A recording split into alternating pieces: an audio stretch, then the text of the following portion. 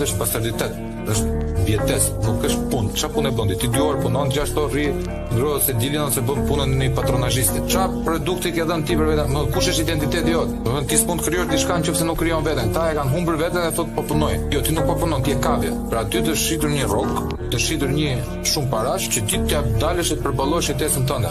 Jetesën tonë po e përballojmë edhe neve që nuk financohemi nga dikush, sepse në fund ditës nuk është se do vdesim për bukull.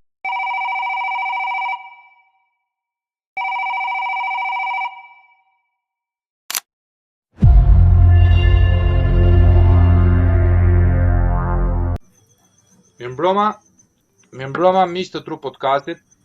Mirëmbroma të gjithëve juve që na gjemoni si agent të Iranit. Mirëmbroma të gjithë juve që janë agent të tjerë dhe jeni të paguar që na ndihni neve. Faleminderit edhe mirëmbroma të gjithëve juve transgender, binary, gay, lesbike, pederasta. Gjitha mirëmbroma juve që po na ndiqni. Olti mban vetë përgjegjësi për fjalët e veta, se unë nuk kam asnjë lloj gjëje kundër komunitetit. Asgjë nuk thash. Unë thash pederasta, unë përdor shqipen e kohës së verdhë, nuk përdor këto termat e reja. Dhe erdhët këtu te neve sot, me shumë mund të keni ardhur se ka një lloj anomalie këtu Olson. Të gjithë të shajnë vlla. Mirë që të shajnë ty, po më shajnë dhe mua tash. Nuk e din se çka kanë dhe edhe me nënën time. Mirë me nënën tënde vlla, po me nënën time. Gjithsesi ne respektojmë se i dim që nënat i kemi të mira. Po atyre që ua ka bërë nonat Izraeli me Ramon e që ua ka vënë lagun në fyt, merren me neve domethënë. Se çfarë kena bënë atyre legenave. Se thuti se po ua vjedhim ne legët atyre. Ata i griu Rama, po vjedh me toka, me det. Po i takson, edhe kur pin kafe ua merr legët.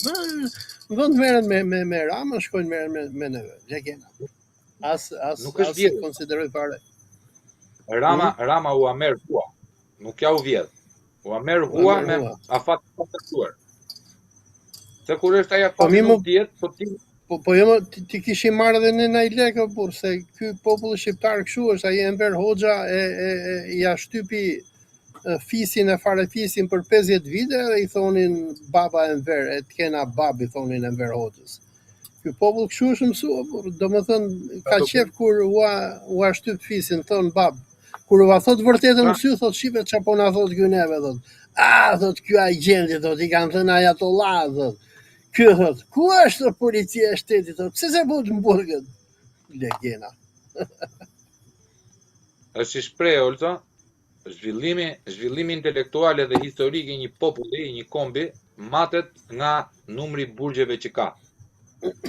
Me këtë sfidë ne kemi humbur sfidën me historinë, ne si komb. Ne kemi më shumë burgje se sa shkolla vlla. Edhe ky është mbyllen 2 shkolla, hapen 3 burgje. Edhe ky është fakt, po anomalia e di kush është? Anomalia është se na shajnë prapë na ndjekin vlla, si ma shpjegon kët? Domethënë futen për çfarë po na ndjekin? Pema që goditet me gur është ajo pemë që ka fruta dhe unë zakonisht kur dal në për emisione televizive po nuk më shan, them pas kam bë gjë kësaj radhe. Se unë dëgjoj, mund vjen keq edhe për këta që na shajnë, se personi që shan tregon veten e tij. Shqiptarët janë më mirë, se kosovarët janë edhe më ignorantë, se i kam vënë re shumë herë. Dhe kjo ka të bëjë me nivelin e keq edukimit, se personi që është i shkolluar, i edukuar, kur ti thua diçka, edhe nëse je gabim, njeriu argumenton, kurse qeni vetëm leh, kupton? Dhe problemi që ka ndodhur në Shqipëri është se kur Amerikanët e rrëzuan komunizmin në vitet 91-90, Shqipëria hyri në një kohë barbarizmi dhe ignorance. E pranoi që sistemi komunist ishte i keq, izoloi shqiptarët e tjerë, por ai sistem ishte sistem, kishte shkolla. Edhe pse i trushplaju shumë shqiptarë, të paktën i çovin nëpër shkolla, i mësoi atyre një bazë minimale etike, qytetarie e tjerë. Por ç'a ndodhi me rënien e komunizmit, u U shkatrua Shqipnia, u shkatrua Shqiptaria, u shkatrua ai njeriu i realizmit socialist që regjimi i Enver Hoxhës, Ismail Kadares ndërtuan, edhe u shkatruan shkollat. Domethënë, brezi im për shembull, ne s'kemi bërë shkolla. Por ne ishim në Tiranë, por imagjino se çka ka ndodhur me ata që kanë qenë në male. Edhe problemi tjetër që i ndodhi Shqipërisë është se Shqipëria e Enver Hoxhës nuk arriti që të krijojë ndonjë qytetërim. Tirana kishte 300.000 banor, kurse sot Tirana është bërë 1,5 milion. Po ti shohësh shumë nga këta që na shajnë, këta përpara 20 vitesh jetonin me harushën në mal. Unë shoh domethënë ka shumë veta që më bëjnë komente dhe më shajnë njëherë, pa ata nuk dinë të shkruajnë shqip. Edhe kur më bëjnë ofendime, unë nga që nuk i përgjigjem ofendimeve, se i kuptoj nivelin, unë paktën mundohem që t'i mësoj se si shkruhet shqipja. Domethënë, shumë nga këta që janë sot në për këto rrjete sociale dhe komentojnë, duhet t'i mëshirojmë nga që e bëjnë nga ignoranca. Unë shpesh kur marr pjesë në për debate televizive apo biseda me ju, por edhe me persona të tjerë, ndonjëherë them, ore pse lodhun nervat, edhe i them këtyre njerëzve gjërat se si janë. Se për shembull, unë i them shqiptarëve, ore kemi qenë mirë në kohën e perandorisë osmane, se ishte një perandori që shtrihej në 3 kontinente, kishim këtë, shoh ndonjë ignorant bën aty koment, ja doli ky turko-mongoli i poshtër që na thotë që neve jemi turq. Edhe unë ri hap syt, them, ku e kam thënë këtë gjë? Po çfarë tregon kjo? Kjo tregon nivelin e ignorancës, dhe ignoranca në disa raste është tmerruese mes shqiptarëve. Por ky është populli që na ka rënë për hise. Urdhro? Është ignorancë apo urrëtie, Olti? Po janë të dyja të ndërlidhura bashkë. Ignoranca me urrëtien, se zakonisht kush urren? Urren njeriu që është i paditur, njeriu që nuk e kupton botën. Kur i them, i flas shqiptarëve për Turqinë, i flas për Iranin, i flas për lindjen ku unë jetoj në Malezi, Kuala Lumpur. Edhe shumë njerëz janë, nga që janë ignorant, nuk i kuptojnë gjërat. Unë mbaj mend në vitet 2000-2004, jepja mësim në një kolegj privat në Tiranë. Edhe në ato kam patur kështu nxënës fëmijët e këtyre deputetëve që nga Petro Koçi, te Mustafa Nano, te këta njerëzit e Fatos Nanos. Edhe mbaj mend personi që kishte ndërtuar shkollën tonë ishte një bojaxhi që merre me ndërtim, ai nuk dinte edhe të shkruante shqip, ai u bë president shkolle. Edhe mbaj mend se u bë me lekaj, ndoshta shiste edhe mall, edhe kishte shkuar në Turqi shkreti për vizitë. Edhe unë atëherë dilja në televizion se unë flisja për Turqinë e Osmanët, e më tha, ore, tha, Turqia tha ishte përparuar, tha, njerëzit ishin të bardhë aty, tha, se ky shkreti që ishte top muratori, kishte formësuar atë botkuptimin e vet për Turqinë, sikur turqit janë ca evgjitër, ca zezak që rrinë me çallma, që hajnë bukë me dorë dhe ulen në tokë.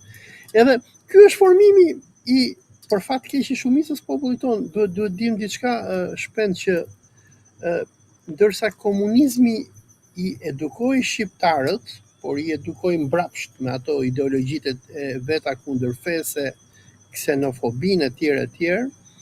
Kur ra komunizmi, u shkatrua sistemi shkollor. Dhe për shembull, unë kur flas për Osmanët, unë e di që ndoshta 90% e atyre që më dëgjojnë nuk më kuptojnë dot.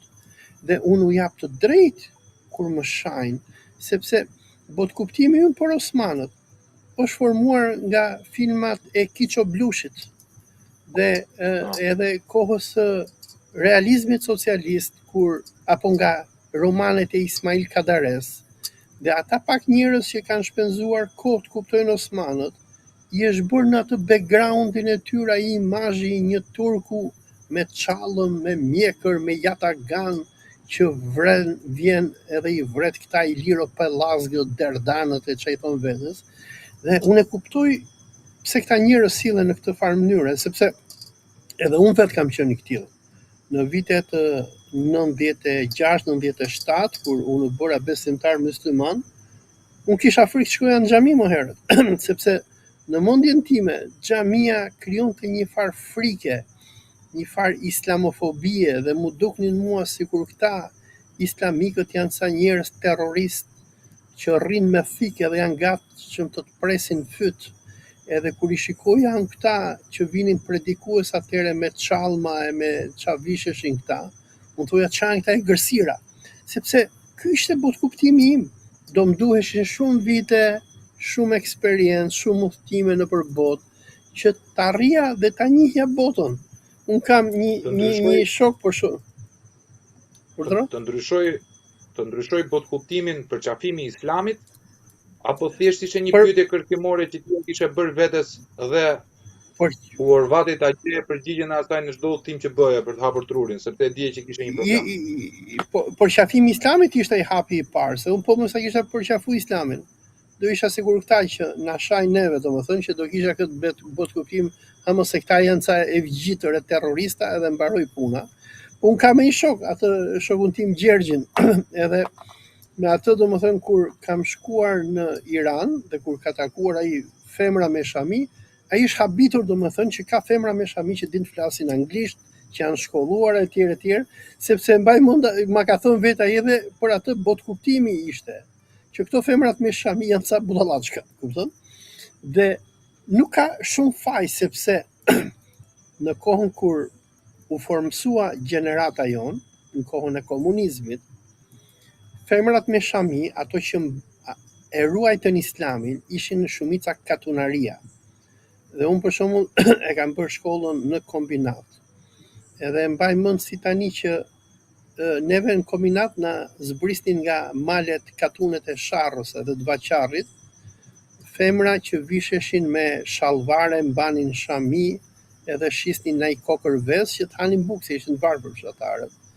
Edhe neve që ishim çuna qyteti, produktet e realizmit socialist, që flisnim toskërishten zyrtare, na bënte përshtypje gjuha e katunarëve të Sharrës dhe të katuneve të Tiranës, nga që ishte një gjuhë shumë otomane, këta nuk flisnin shqipen modern letrare, këta flisnin jarabi shqyqyr, Allah bim bere qaversen, kishin shumë turqizma, dhe për ne ishte e vështirë të kuptonim këta njerëz, visheshin mbanin qeleshe burrat, se ishte pjesë e ritualit fetar, vishnin shami, por në anën tjetër këta njerëz ishin të varfër edhe ne na dukeshin shumë ignorant, nga që ne elitat apo brezi I ri që po rritej në realizmin e Shqipërisë socialiste, ne ishim totalisht ateist, ne hanim mish derri, pinim alkool, ne nuk ishim lidhje me Islamin.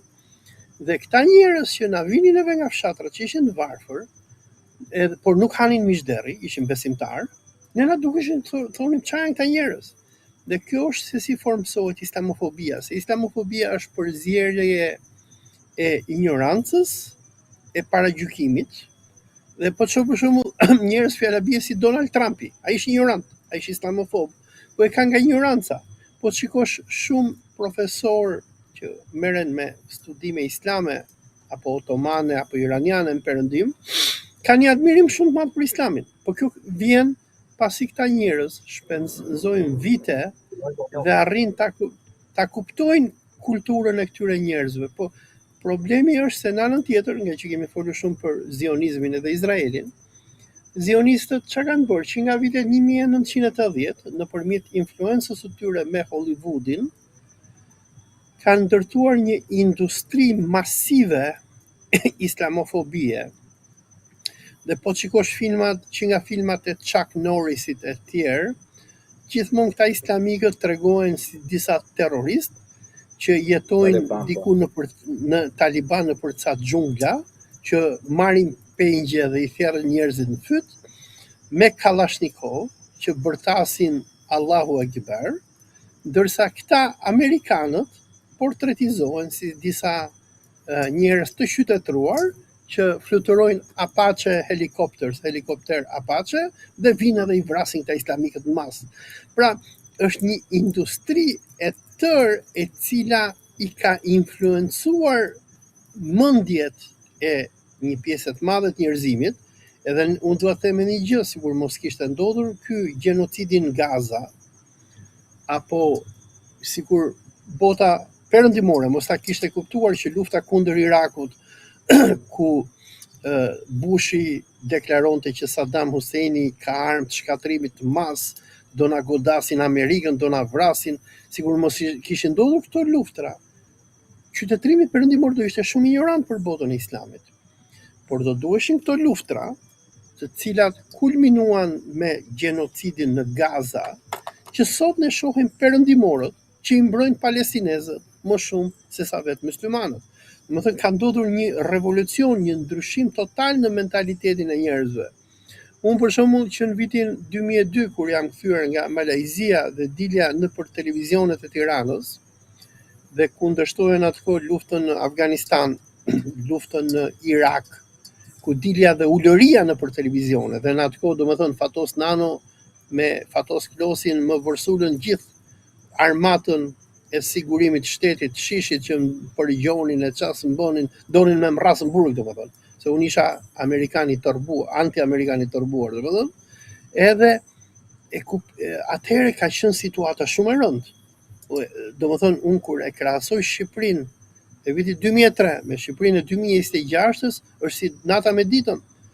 Sot domethënë shohësh njerëz si s'ka patur informacion, por edhe shqiptarët e kuptuan që ky mit i Amerikës ishte një mit i rrëm. Unë për shembull kur i dëgjoj intervistat e Altin Goxhait, unë i them Gjergji Thanasit, ora çfarë duke fol ky, them unë, se unë kam frikë të flas Altin Goxhait. Altin Goxhai është bërë më anti-izraelit se sa unë, që unë jam veteran, domethënë në punën e antizionizmit, po pse çka ka ndodhur? Ka ndodhur një revolucion. Anti-izraelit, avokati është anti-zionist. Antizionist, po çka ka ndodhur? Njerëz si Kastriot Çipjo, apo shumë tjerë, çka ka ndodhur? Ka ndodhur një revolucion i papar mental të njerëzit kanë ndryshuar. Dhe kanë qenë lufta e parë e Irakut, ka qenë diktatura e Covidit, ku njerëzit u prekën personalisht nga kjo mafia zioniste, ku në Shqipëri për shembull Rama e futi vendin në terror masiv, domethënë në emër të korporatave që prodhonin vaksina, ku ky Sander Leshaj, që ky vuri ministër të brendshëm, nxori tanket apo nxori djagaçet në qendër të Tiranës me mitralos, domethënë kush dilte në rrugë, këta shkonin e rrihnin e fusnin në burg derisa vranë edhe Klodian Rashën. Dhe këto kanë qenë disa evente me shumë rëndësi në revolucionarizimin, në ndryshimin e mentalitetit shqiptarëve. Sepse shqiptarët, sidomos ky brez i vjetër, çfarë ata dinin për Islamin, ishin këto romanet islamofobike të Ismail Kadares, Kush e solli Fexheren, Viti i mbrapsht, ajo Tabir Sarai, ku Kadareja si një njeri pervers dhe i prap që ishte vetë nga natyra, prodhonte lloj-lloj perversitetesh, të cilat i shkruante shumë bukur, apo për shembull novela e tij 3 legji për Kosovën, ku flet për Kuz Babajn. Kadareja është një nga etrit e gjuhës moderne toske shqipe, dhe kur i lexon ato romanet e tij mahnitesh, por ai hapte dezinformacion me ato që shkruante. Dhe ky dezinformacion, i cili frymëzoi gjithë këtë gjeneratën e këtyre Edi Ramave, e Fatos Nanove, se këta nuk ishin penxhere tjetër me botën atëre, dhe Kadareja ka qenë një tempull i artit të realizmit socialiste dhe gjithë urdhëro? Ka qenë ambasador i politikave shqiptare në thelb. Ka qenë njeriu më i rëndësishëm i Enver Hoxhës. Por Kadareja çfarë bëri? Krijoi një urrëtie, një islamofobi, e cila për shembull mund të lexohet edhe në atë shkrimin që bëri Kadareja në 2002-shin, Identiteti evropian i shqiptarëve, ku thoshte shqiptarët janë të bardhë, janë katolik, heroi i tyre është katolik. Edhe gjithë to idiotësira historike të Kadares u kanë pat lexuar sikur të jenë Bibla dhe Kurani nga këta shqiptarët që ishin produkti i realizmit socialist, po ky impakt do të vazhdojë edhe më mbrapa, kur Shqipërisë ti prishet sistemi arsimor, sot në Shqipëri ato nuk janë shkolla. Shumica e në për shkolla marrin me lek ato diplomat e notat, drogohen e çfarë nuk bëjnë domethënë, edhe sistemi shkollor në Shqipëri prodhon idiot funksional. Unë kam dhënë mësim në Universitetin e Elbasanit dhe të Durrësit dhe dua të them që niveli studentëve të mi ishte mizerje, domethënë, po jo vetëm i studentëve, por edhe atyre që janë asistent profesore, doktore, e kupton ti që në Universitetin e Durrësit ka njerëz me diploma nga Kristali apo biles unë edhe e kam hedhur në gjysh Universitetin e Durrësit në 2018, nga që aplikova për një vend pune, por ja dhan njëri që kishte zbrit nga katunet e Dibrës, edhe ky personi kishte marrë tezën e doktorit me një punim prej 50 faqesh. Te ky punimi prej 50 faqesh, ky kishte shkruar pse nuk i bëjnë detyrat e shtëpisë studentët e shkollës Sabaudin Gabrani, kuptonte? Dhe këta persona kanë marrë sot sistemin arsimor, se domethënë në Shqipëri të punësohesh në akademi, nuk të punësojnë me arritjet e tua shkencore, me universitetet ku ti ke mbaruar. Ti mund mbarosh Kristalin, rëndësi ka që ti jesh dashnorja e një deputeti socialist apo ti jesh patronazhist, ata të fusin në universitet. Dhe domethënë është gjithë sistemi i kalbur dhe problemi është që këta që janë atë sistemi janë vetë pa edukuar. Kur jepja mësim në Universitetin e Durrësit, më duket, apo të Elbasanit, kisha disa student që kishin kaluar të Universiteti i Tiranës edhe më thonë që profesorët thonë, na ka thënë një, se harrova dhe emrin si kishte ai, që ti je anti-shqiptar dhe je armiku i Shqipërisë, se unë atëherë dilja me këto tezat e mia për Skënderbeun, si u krijua nga historia. Edhe i thashëm studentëve, po thoni këtij pedagogu që nëse unë jam anti-shqiptar, le të vi me mua në një debat edhe debatojmë domethënë tezat e tij dhe tezat e mia. Personi në fjalë kishte frikë që të edhe përballej me mua, sepse shumë nga këta që sot i ke në për universitetet e Shqipërisë, nuk kanë lexuar një arkiv të huaj, nuk dinë se çfarë bëhet. Shumë nga këta i kanë marrë shkollat me mik dhe janë aty nga që janë pjesë e disa klikave që janë në pushtet. Dhe duke qenë që është kalbur sistemi arsimor që në kokë, edhe produkti i tij është i kalbur, se unë për shembull njoh shumë persona që punojnë sot, janë gazetarë të famshëm etj, që unë i njoh 100 vite 2000, a diti që kanë nga këta persona, se s'do t'ja përmend emrat, që gjasme kishin mbaruar Universitetin e Durrësit ku dëgjon, nuk dinin të shkruanin shqip.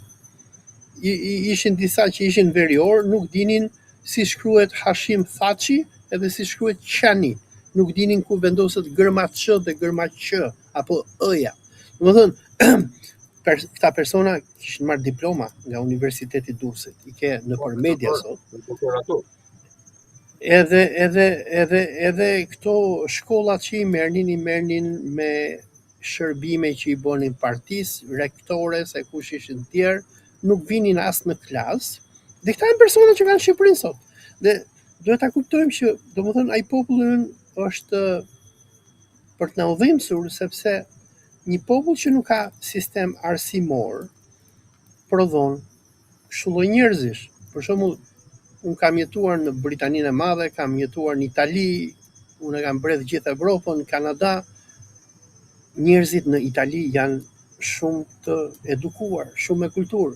Britanikët janë të papar, kanadezët janë shumë të edukuar, ata që edukohen, kuptohet.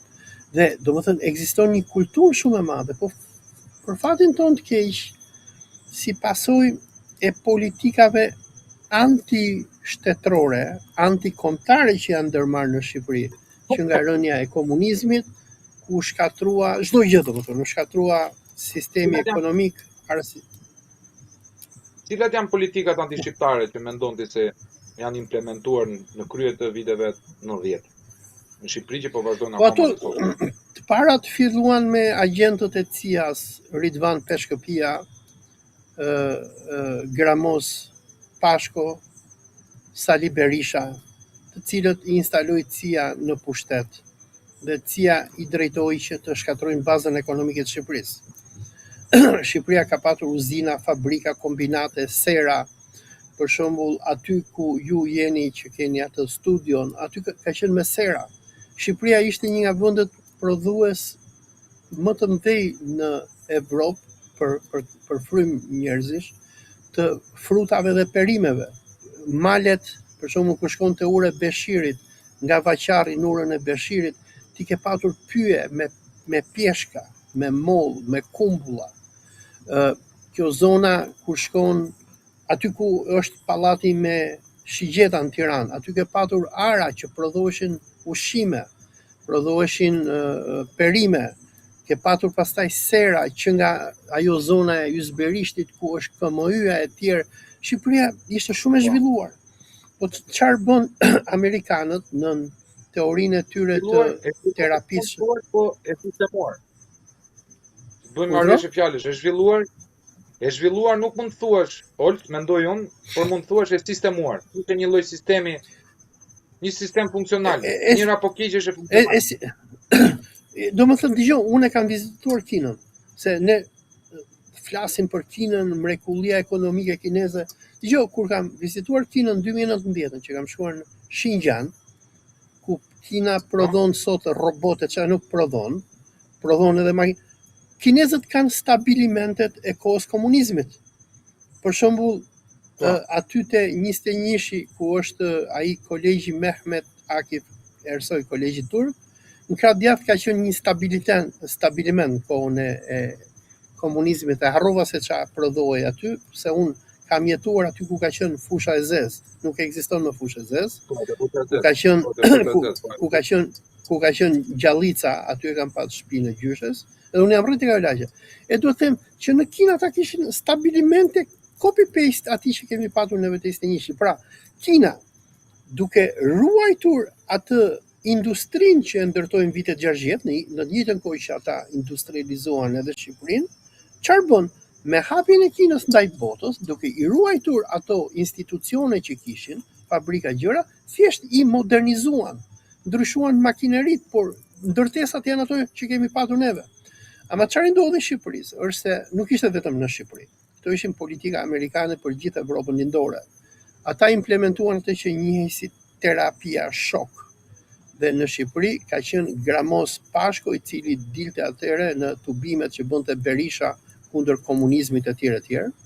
Dhe amerikanët shfrytzuan urrëtitjen e popullit për komunizmin dhe komunistët. Njerëz që nga Fatos Nano te Kristaq Rama, te Edi Rama, që ishin xhelatët e komunizmit. Por ç'a ndodhi është se kjo urrëtie që populli kishte për këta xhelatët e Enver Hoxhës u përkthye në shkatrimin e bazës ekonomike të Shqipërisë. U shkatruan uzina, fabrika, e kupton ti, në Shqipëri neve importojmë nga specat e deri te domatet, në një kohë që industrinë e Shqipërisë, domethënë ekonominë e Shqipërisë në atë kohë e mbante në këmbë bujësia, se Shqipëria nuk arriti të zhvillohet shumë dhe ishte shtet bujësor. Por ç'a ndodhi në vitin 91? Vjen James Bakeri në Tiranë dhe ai jep direktiva këtyre agjentëve që CIA sollin pushtet, e i thonë juve duhet shkatroni gjithë industrinë që keni. Edhe ban një fjalim në 91-shin Gramos Pashko atëre, e thotë na ka premtuar James Bakeri çekun e bardh, e thotë duhet i shkatrojmë gjitha çka ka bërë komunizmi.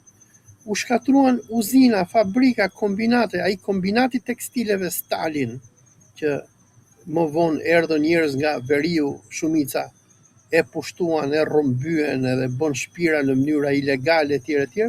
Ka qenë një nga fabrikat më moderne që ka ndërtuar Bashkimi Sovjetik.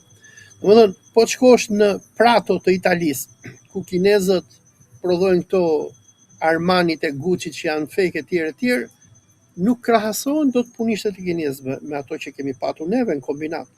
Çfarë kishte nevojë Shqipëria ishte që të ruaj baza ekonomike. Cili ka qenë qëllimi sipas teje, Olci, i çekut bardh? Qëllimi ishte qëllim global, sepse domethënë deri në vitin 1995-96 për amerikanët armiku ishte komunizmi.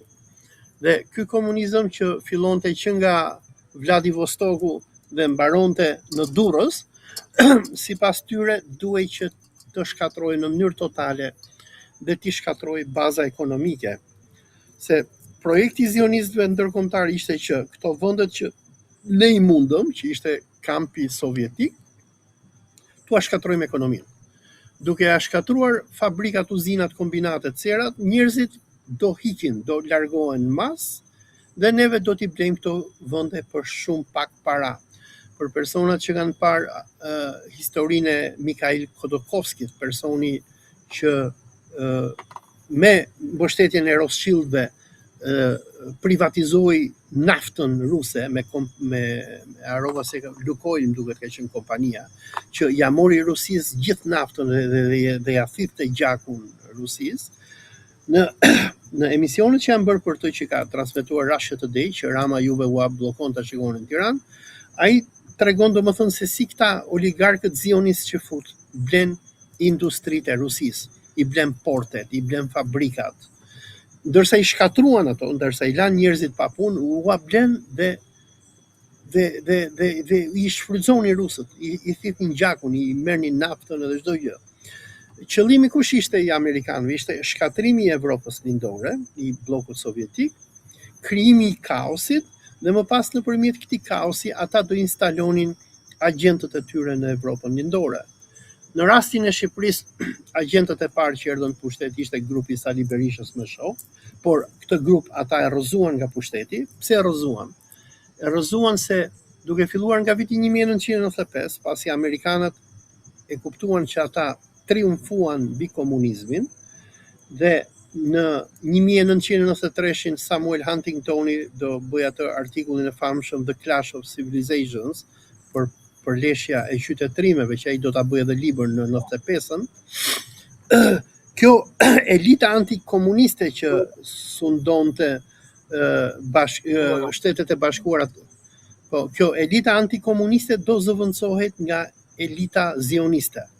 Do kemi këta zionistët sikur Robert Kagan edhe të tjerët, të cilët do fillojnë do marrin pushtetin tani në SBA, fillimisht nën Bushin dhe pastaj do fillojnë me Clintonin, në kohën kur Madeleine Kobeilovka, se si ka patur emrin që do e ndryshojë emrin, do quhet Madeleine Albright, që do bëhet Secretary of State, dhe kur zionistët do penetrojnë administratën e Clintonit me prostitutën që fute Monika Lewinsky, e cila e di historinë çfarë i bënte Clinton. Mbaj gojën se ajo është heroina jonë kombëtare. Nga buzët e saj kemi shtu Kosovën. Nga goja e saj. Dhe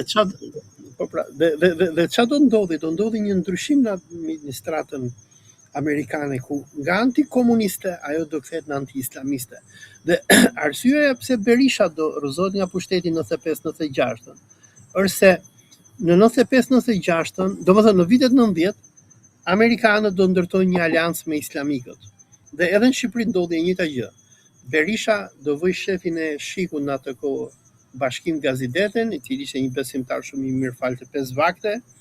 Dhe kur bënte Berisha tubime do dilte me gjithë Sabri Koçin edhe hoxhallarët e tjerë që do mallkonin komunistët. Por ç'a ndodhi? Do ndodhi një ndryshim i politikës amerikane ku ata do të fillojnë një luftë globale edhe kundër islamikëve që ata i përdorën, që nga mujahidinët në Afganistan e deri te Sabri Koçi dhe Sali Berisha në Shqipëri, ku do t'i rrëzojnë këta nga pushteti dhe do të sjellin në pushtet, në rastin e Shqipërisë, ta socialistët ortodoks që kishin urrëtie shumë të madhe për myslimanët. Dhe ajo që do ndodhi, ajo lufta civile në 97-s, tek e fundit fare ishte edhe një luftë fetare, ku këto grupet vllaho labo ortodokse do të largojnë nga pushteti gegët islamik të Sali Berishës. Po dalim tek shkatrimi i Shqipërisë. Pse ndodhi shkatrimi në vitet 90? Nuk ndodhi vetëm në Shqipëri, ndodhi gjithë Evropën lindore. Nga Ukraina, ku janë shitur avion që sot bëjnë miliarda dollar, janë shitur për pak lek, janë shitur toka, janë shitur miniera që i morën oligarkët zionist, ku suksesin më të madh ata do të arrijnë në Rusi me Khodorkovskin, dhe njëjta gjë ndodhi edhe në Shqipërisë. Dhe dua dal te një temë që pak veta apo ndoshta as pak nuk e përmendin në mediat shqiptare, pse u kriminalizuan shqiptarët? Pse shqiptarët sot merren me drogë dhe kanë kartelet e tyre nga Kolumbia e deri në Panama? U bën nga që janë popull i keq? Jo. Po u bën sepse ju shkatrua baza ekonomike. Dgjoj, po të shikosh baballarët e këtyre të fortëve që ne shohim nëpër lajme, ku çunat e tyre vrasin njëri tjetrin, përfundojnë në burg se i kapin me mall. Baballarët e tyre nuk kanë qenë kështu. Baballarët e tyre kanë qenë mësues, kanë qenë oficer, kanë qenë kooperativistë, kanë qenë njerëz shumë të ndershëm, shumë të mirë. Po pse u egërsuan dhe u kriminalizuan shqiptarët nga që amerikanët u shkatruan shtetin? Pse unë jam brapa diellit, jam në Malajzi tani, edhe shumë të tjerë janë në Amerike, pse kemi përfunduar në shqiptarët si zogjt e korbit? Nga që na u shkatrua shteti. Fillimin e shkatrimit shtetit u nis në kohën e Berishës, u vazhdua në kohën e Fatos Nanos dhe Pandeli Majkos, kur u shkatrua edhe ushtria shqiptare, se të paktën në kohën e Berishës ushtria shqiptare u ruajt, Shqipëria kishte tanke, kishte nëndece e tjerë, dhe në kohën e socialistëve amerikanët i dhanë urdhër këtyre t'i shkrin tanket. E diti që janë shkrir tanket shqiptare? Janë quar për skrap në Elbasan? Dhe periudha e tretë, që është edhe më e tmerrshmja, është kjo e Edi Ramës, ku Edi Rama që prej sjelljes në pushtet, se duhet dim diçka, sundimtarët e Shqipërisë kanë qenë të gjithë agjentë. Domethënë, ti po mos jesh agent, që të mbështetesh nga një fuqi e madhe, ty nuk të lë njëri të vish në pushtet. Dhe për mua faza e tretë më shkatrimtare është kjo e Ramës, se deri në kohën e Berishës së dytë Shqipëria ka patur një farë sistemi social. Domethënë, po t'ishe pa punë, merrje një 20.000 lekë në muaj. Shkoje te doktori falas, shkollën e kishe falas. Çmimet e rrymës edhe të ujit nuk janë këto që janë sot, domethënë. Mbaj mendur në vitin 2000 unë paguja 2000 lekë ujë në muaj, kurse tani duhet paguash nga 20 a 30.000 lekë. E çfarë bën Rama? Rama që ishte rroga 100.000 lekë. Mos harro. Po. Ishte 2.000 lekë. Po, edhe çan do. Po, ama çan do tani Ramën e sjellin në pushtet Rothschildët, edhe kur e sjellin në pushtet me levat e tyre, me bankën botërore, FMN e tjerë, fillojnë që investojnë lek në mënyrë masive në këto ministritë e Ramës, ku pjesë e projektit ishte e para Shqipëria do zhyte në borxhe, por që zhyte në borxhe, FMN-ja atëherë qunte duhet të bëj ristrukturimi i ekonomisë, që nënkupton shkatrimi i administratës, shkatrimi i bizneseve, derisa të vinte Rama kryeministër, shqiptarët bonin biznese, bonin evazion fiskale tjerë, kur Rama do vinë pushtet, do t'i mbysi bizneset. Domethënë, ti ke me qindra mijëra shqiptarë që kanë patur biznese, i kanë mbyllur, kanë shkuar në Gjermani edhe pastrojnë në rrugët e Berlinit, nga që nuk vjetojnë dot. Dhe pjesë e kësaj strategjie ishte depopullimi i Shqipërisë, rrëmbimi i çfarë kishte ngelur nga prona e përbashkët publike, dhe tani nëse ke parë përpara 2-3 javësh, Rama po nxjerr edhe këtë ligjin e ri që do ta miratojnë në parlament, ku do të shesin 100.000 hektar toka publike ndaj investitorëve strategjik që nënkupton zionistëve që fut, të cilët do vinë, do bëjnë ato kibucet dhe kooperativat e tyre, ku shqiptarët do kthehen në palestinez, që në tokën e babës dhe të gjyshit tim, unë do punoj si hyjzmetçar. Pak a shumë ajo që i ka ndodhur katunarëve të Manzës, ku mujahidinët i shkuan 2017, ja blen tokën për një cop buk, edhe sot ata katunarët e shkret Manzës, tokën që kanë patur den babaden nga gjyshit e tyre, e kanë mujahidinët dhe ata shkojnë e punojnë për 10.000 lekë në ditë në tokat e gjyshërve të tyre. Dhe për mua kjo periudha e Ramës është periudha më rrezikshme, sepse Rama, duke shkatruar sistemin shëndetësor, sistemin arsimor, ky projekti i Albanias që del Rama dhe mburret, ne kemi bërë Albanië, na e hako Irani. Në anën tjetër, nuk e di në ke parë këtë Endri Meksin, që Endri Meksi tha, për mua hakerët iranianë janë Ermal Beqiri, domethënë. Ai thotë këta i kanë hakeruar vetë sistemin që të vinin lek nëpërmjet akshit. Tani, i Albania skandali Akshit tregoi domethënë që çdo gjë ishte e stisur nga brenda dhe duhej një armik imagjinar dhe kush është më i mirë, kush është më i besueshëm që nuk kontrollon njeriu dhe ta beson a priori, është Irani se ka shumë zhvillim teknologjik, ka hakera shumë fuqishëm dhe është në luftë me aleatët tanë. Amen. Ta Po. thjesht kanë përdorur një luftë tjetër të dy shteteve të cilët për një arsye janë luftë me njëri tjetrin, se lufta e gjithmonë është e keqe, vëlla, lufta e ka sjell njerëzimin deri këtu. Domethënë ka sjell zhvillimin, ka sjell domethënë likuiditetin e parave, ka ndryshuar arka nga Stambolli ka vajtur në Washington, nga Washingtoni në Edinburgh, Rom, ku dush ti ku kanë qenë familjet e mëdha. Por që domethënë si to shpeni ty është ashiqare fare, nuk ka ashiqare më të madhe, ato 18.000 faqet, se çfarë maskarade është bërë në Shqipëri me vjedhje duke përdorur çdo njeri të mundshëm për armik imagjinar, është fiks tamam si të gjuetia dërrave, armik imagjinar vëlla, kudo ka armiq. Kudo që shkelim ne ka armiq vëlla. Po, ama dua dal pak te puna e Albanias, se përveç grabitjes masive që u bën emër Tiranit edhe hakerëve, i Albania si projekt çash i Albania është një website database në internet. U bë në mënyrë që Rama të priste administratën shtetërore, se ti deri dje par dje kur doj një certifikat lindje, vdekje, dohet bëj një martesë etj etj, do shkoj te sporteli lagjes. Do kisha lagjen ku do kisha ata punëtorët e lagjes që do të jepnin ty certifikatën tënde të vdekjes, lindjes etj etj. Rama pse bëri Albanian? Nga që hoqi me mira njerëz nga punët. Domethënë, është pjesë e projektit të shkatrimit të shtetit, edhe puna e Albanias. Edhe ky shteti që po krijohet tani, domethënë që sidomos me kohën e Ramës arriti kulmin e padrejtisë të tij, është bërë një shtet ku po ndërtohen oligark, shumë nga këta janë hajdut dhe miq të Ramës, por në anën tjetër Rama po ja shet edhe oligarkëve zionist dhe Shqipëria nga një vend egalitar që ishte në kohën e komunizmit, ku ne ishim gjithë barabartë, si presidenti, si punëtori, pak a shumë kishim njëjtin standard, jetonim në të njëjtët pallate, punonim në të njëjtët fabrika dhe jetonim në një botë pa padron. Tani ne po vim në botën e padronëve. Janë krijuar padron.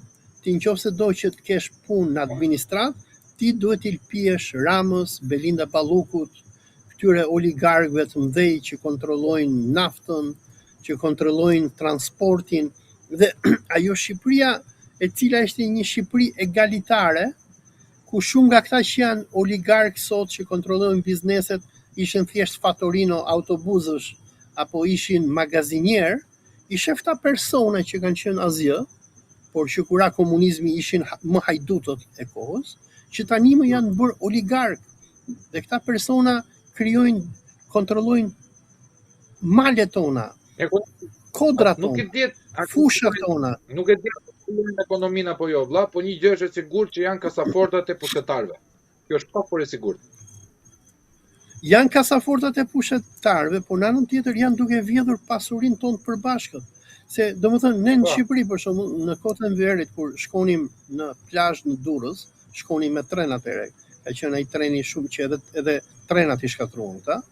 Shkonim me tren kur shkojem në plazh u kënaqen Durrës, sepse plazhi duke filluar që nga Hekurudha e Iliria dhe deri te shkëmbi Kavajës ishte plazhi jon. Kishim pemët tona, kishim ato kabinat që ndërtonte sistemi për klasën punëtore.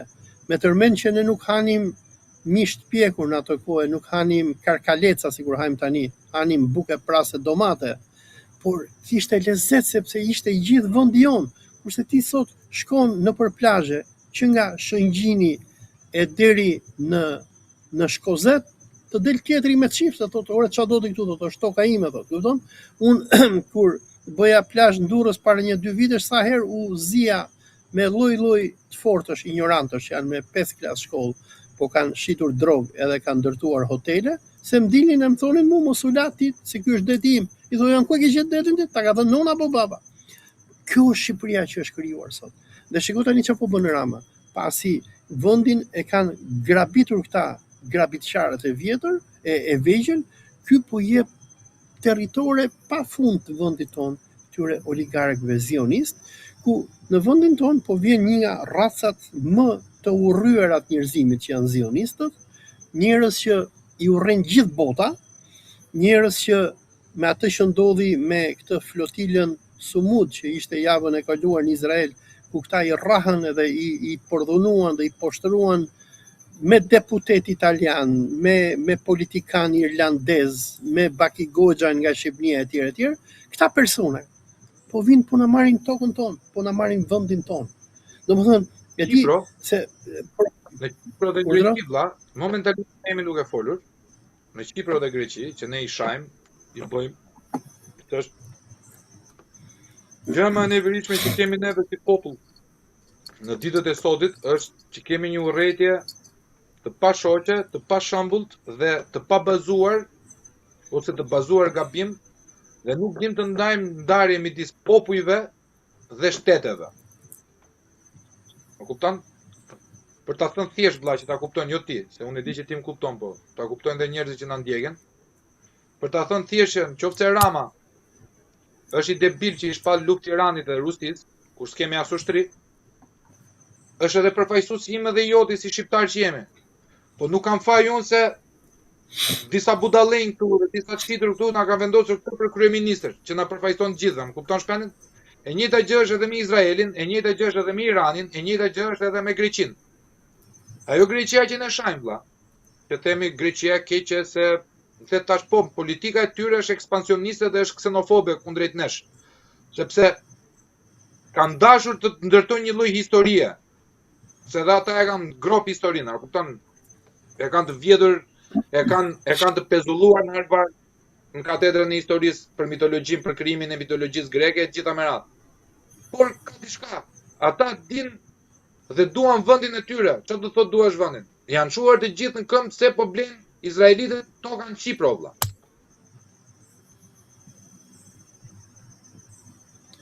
Ata po blen tokën në Kipro nga që ata nuk e kanë sigurt a do të vazhdojë të ekzistojë Izraeli apo jo. Nga që ata e dinë që është çështje kohe përpara se një ditë muslimanët do të organizohen dhe do t'i dëbojnë zionistët ashtu sikur i dëbuan edhe kryqtarët kur ata pushtuan Jeruzalemin. Edhe nga që ata e dinë që është vetëm çështje kohe, ata duan që të gjejnë një vend ku do jetojnë në të ardhmen. Edhe sikur ne e dim, shumica e këtyre kolonëve izraelit që janë sot janë nga Ukraina, janë nga Rusia, janë nga Bielorusia, janë nga Polonia. Këta nuk i pranon njerin Poloni, po të njohësh polakët dhe nacionalizmin polak, ata kanë një urrëtie të papar për çifutët. Po të njohësh rusët, të njohësh ukrainasit, ata që janë ortodoks, kanë një urrëtie të papar për çifutët.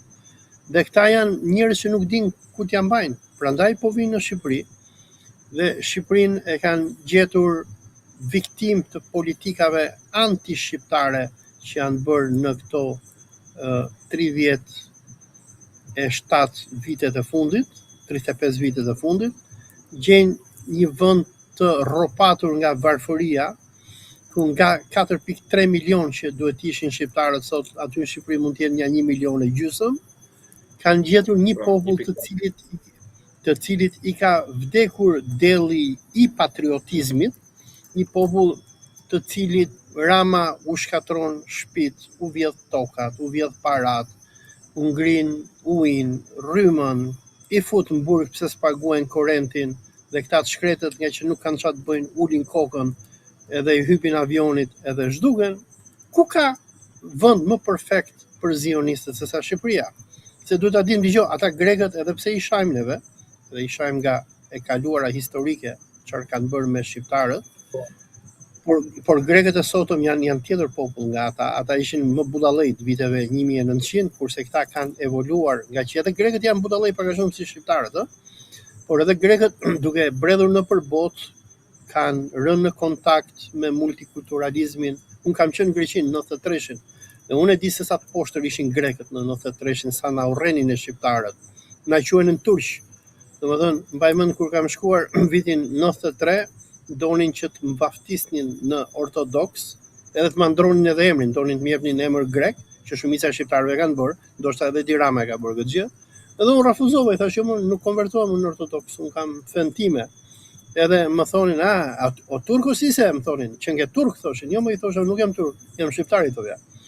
Edhe po dua të them që grekët, me gjithë idiotësirat e tyre që kanë, janë më patriotë se sa shqiptarët.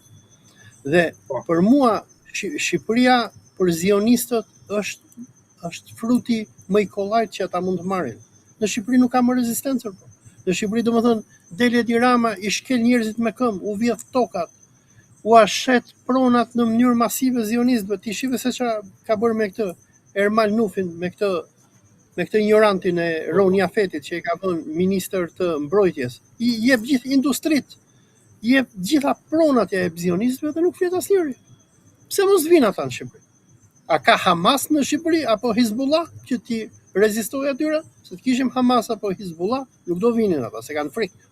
Se nuk ikin zionistët në Liban, blejnë prona e toga. Se ata arabët, sado që ti shaj propaganda perëndimore, sado që ti shpallje Edi Rama Hamasin e Hizbullahin terrorist, ata të këpusin vlla. Po i preke tokën, ata të këpusin.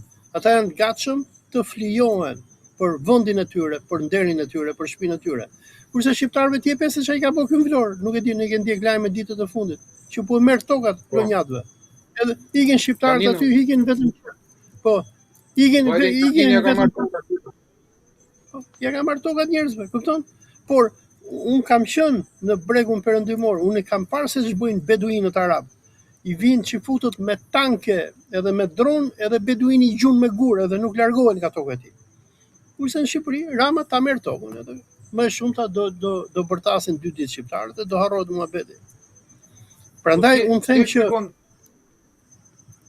si e shpjegon atë sjelljen e Bengvirit vëlla, se mua një gjë që më ka çuditur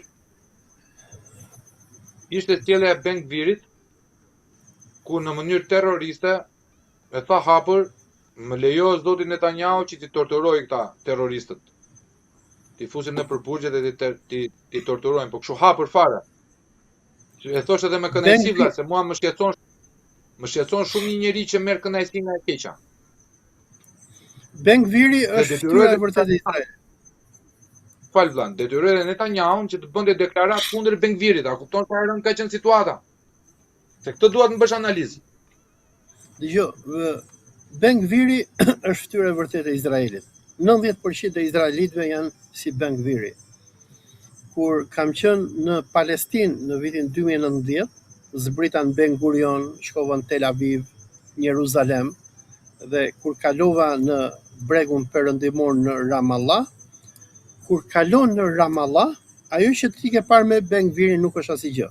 Domethënë në Ramallah, në Nablus ku kam shkuar, kam parë trupat izraelite që i hynin arabëve në për rrugët e tyre dhe i vrisnin live. Me i gjunin plumër. Ata për pak sa nuk më vranë edhe mua, kur isha në Jericho, se doja të shkoja në Masada, doja të kaloja për në Izrael, ku ata kishin mbyllur kufirin, dhe unë me atë pasaportën që kam, se kam një pasaport që ma përmend ai Vin Karamuço, thotë, ky thot vjen e del nga Shqipëria, thotë sa herë dum ta kapim ne, thotë, nxjerr atë pasaportën që ka, thotë, se kapim thotë. Edhe me atë pasaportën që un kam, i shkova pikës kufitare izraelite, se doja që t'ikja në Masada. Masada është, si më thën, kruja e nacionalizmit qifut, se aty është ku perandori Tito si ka masakruar qifutët, është një vend interesant arkeologjik, edhe doja të kaluja se palestinezët nuk bëhet llafë që t'i lejnë ata që t'hyjnë në Izrael. I shkova me këtë pasaportën jo shqiptare që kam, më drejtuan snajperin, për pak sa nuk më vranë. Më toroqën palestinës, më futën me vranë furgon. Domethënë, ajo që ka bërë Bengviri nuk është asgjë. Ne s'kemi parë asgjë. Domethënë, në qoftë se ka një vend me barbar, me gërsira në këtë planet, ai është Izraeli. Ti shohur se si i vrasin ata njerëzit, se si i rrajnë. A di çfarë i bëjnë ata palestinezëve që i kanë në përburgje? Të vinë për shembull ty të prishin shtëpinë, ti del proteston, i thot pse ma prish shtëpinë, të marrin e të fusin në për biruca që janë 1 metër me 1 metër katror, që nuk e ku të kthehesh. I lidhin njerëzit, i mbajnë të lidhur me tel për vite e vite të tërë. Për shumë shqiptarë që nuk kuptojnë për shembull atë që bëri Hamasi në datën 7 tetor, dikush duhet lexoj jetën e këtij udhëheqësit Hamasit, si kishte emrin, se harrova. Si kishte emrin udhëheqësi Hamasit, që e vran këta. Ja ta gjej më. Hamas leader. Jo Ismail Hania, i tjetri më, por se harrova. Ky domethën former domethën ky që drejtoi ky më Deif e kishte emrin Muhamet Sinwari. Domethën të dish historinë e Muhamet Sinwarit. Çfarë i kanë bërë izraelitët aty në përburgje. E kanë bajt me ku dëgjon, janë 15 vjet, 20 vite në burg. Dhe me torturat që ata të bëjnë. Kur ti dalesh nga burgu i izraelitëve, ti nuk mendon më gjë tjetër. Por ty s'ka më kuptim jeta. Ti do vetëm hakmarrje. Dhe ajo që pam neve me Ben-Gvirin, që na preku si evropian, që pam se si Ben-Gviri me ushtrinë izraelite rrihte deputet evropian, rahu motrën e presidentes së Irlandës, rahu aktivist, rahu gazetar, i lidhën me tel dhe i tërhiqnin si qen, ajo është diçka mos se normale që ata u bëjnë palestinezëve, libanezëve dhe gjithë muslimanëve që kanë për qark. Izraeli është një nga shtetet më kriminale në historinë e njerëzimit. Por përveç kësaj është edhe një nga shtetet më manipuluese, se në Izrael ka edhe njerëz. Për shembull, kur unë kam qenë në Tel Aviv, mbaj mend nga Tel Avivi po shkoja me tren për në Jeruzalem, kam takuar persona që ishin human. Dhe mbaj mend kam bërë një bisedë me një zonjë nga Tel Avivi për në Jeruzalem, ku më pyeti si duket Izraeli, se mori vesh që jam nga Shqipëria etj etj. I thash është vend i tmerrshëm. E më tha ajo pse është vend i tmerrshëm? I thash, a e diti thash unë se ç'a ndodh për te Kalandia checking point? Kalandia checking point është kufiri ndërmjet Jeruzalemit me Ramallahun. Domethënë Jeruzalemi është pak a shumë si Tirana, ku është ajo xhamia e Tembeut Zërës, është Mesxhidi Laksa, kurse pika e Kalandies është, si më thënë, kur shkon te restorant Fresku. Aty ke një mur të madh prej 5 metrash, e kalon murin dhe aty hyn në territoret palestineze. Edhe i thash kësaj zonjës, a di ti se çfarë bëhet aty thash? Unë kam pa njerëz që vriten apo goditen nga ushtria kështu live, pa bërë asnjë gjë. E tha po tha ne nuk dim tha se nuk na tregojnë se në Izrael ka një censur të papar. Domethënë populli është shumë i manipuluar aty. Po ka shumë njerëz që janë njerëz të mirë, po problemi është që aty me këto kolonitë që Izraeli ka ndërtuar pas 67-s, duke i marrë toka arabëve në bregun perëndimor, dhe këta kolon janë inkognito, këta janë ilegal sipas ligjit ndërkombëtar, këta kolonët këta jetojnë me armë në dorë. Dhe këta, domethënë, i kanë armiq arabët dhe jetojnë vetëm duke vrarë arab.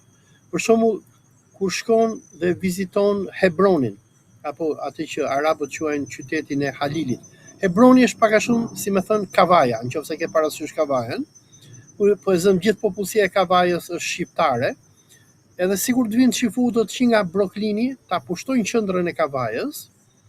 Dhe aty ku është xhamia e Kavajës, shifutët thonë ky është tempulli ynë, ta marrin xhamin, ta sharrojnë mes. Pjesën e parë të xhamisë do ta bëjnë sinagog, pjesën e dytë ja lënë myslimanëve. Dhe ajo rruga e Kavajës po e zëm nga bashkia deri te xhamia do jetë lagja ku jetojnë xifutët. Kjo lagje tani do izolohet nga arabët, nga që ata vrasin arabët dhe kanë frikë mos i vrasin arabët.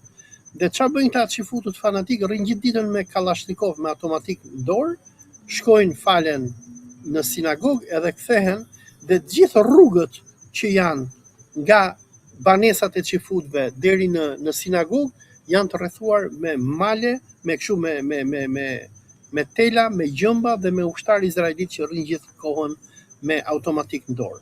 Dhe përveç kësaj, qyteti i Hebronit është i gjithi i rrethuar me tela nga ushtria izraelite, dhe ti nuk lejohesh që dalësh nga ky qytet, duhet të rish aty si qan. Imagjino sikur çifutët i bënin këtë gjë kavajës. Domethënë, të vinin disa kolon çifut dhe të ndërtonin koloninë atyre ku është bashkia e Kavajës, ta shpallnin xhamin e Kavajës sinagogë të shenjtë çifute dhe gjithë qyteti i Kavajës të rrethohej me tela, me gjëm dhe me ushtar, që ti të duash të shkosh nga Kavaja në Tiranë, duhet marrësh leje nga komanda ushtarake izraelite. Edhe ti mos për gjën më të vogël, izraeliti ty të vret, edhe ti nuk gjen derman. Ata të vinë, të shomin shtëpinë, të përdhunojnë gruan, fëmijët, të vrasin, edhe ti nuk e çfarë bën. Domethënë, Izraeli është një vend aq i tmerrshëm, saqë unë shumë herë i tregoj shumë miqve të mi, apo edhe personave që janë zionistë, i them, e di çfarë i them? Unë juve u sugjeroj vetëm një gjë. Shkoni dhe vizitoni Izraelin dhe Palestinën, dhe në momentin që ti e viziton Izraelin dhe Palestinën, ti ke për të kthyer njërin ndryshe. Dhe kur kam shkuar unë në Izrael atëherë në 2018, shkova me një gazetar shqiptar, ai ishte pro-amerikane, pro-izraelite, nga këta shqiptarët e mediave të Berishës, domethënë. Kur ka shkuar i shkreti në Tel Aviv, në Ben Gurion, e kanë majtur si qenë përqeni 5 orë në kom. Në kom, mua më lanë, se unë kam atë pasaportën që thot ky Vin Karamuço që më shpëton. Këtë shkretin e kanë mbajtur 5 orë, duke i bërë zbor, duke e marrë Mossadin pyetje, kush je, pse po vjen, si ta quajmë babën Novruz, po gjyshin Islam. I thënë bregun. I thoshte, po jo, ne Shqipëria i duam çifutët, ne shpëtuam hebrejnë luftën e dytë, mirë, dim në ato mohabet, rri këtu. Edhe e kanë majtur shkretin derisa ati iku truni, e tha, do mlini, tha, po tigi. Ai shkreti i hapi video duke i treguar që unë jam gazetar, unë bëj këtë, bëj emisione, ka marrë këtu për Krishtlindjet e tjera. Më në fund ju mbush mendja pas 5 orësh e lanë, dhe kur ky person ka dalë nga Izraeli, i kanë heq edhe pantallonat për brekët, nuk e di a ja kanë heq apo jo, po i kanë bërë zbor. Domethënë, po të duash dikujt ti tregosh barbarizmin e Izraelit, gjëja më e mirë është çoj ata që të vizitojnë Izraelin.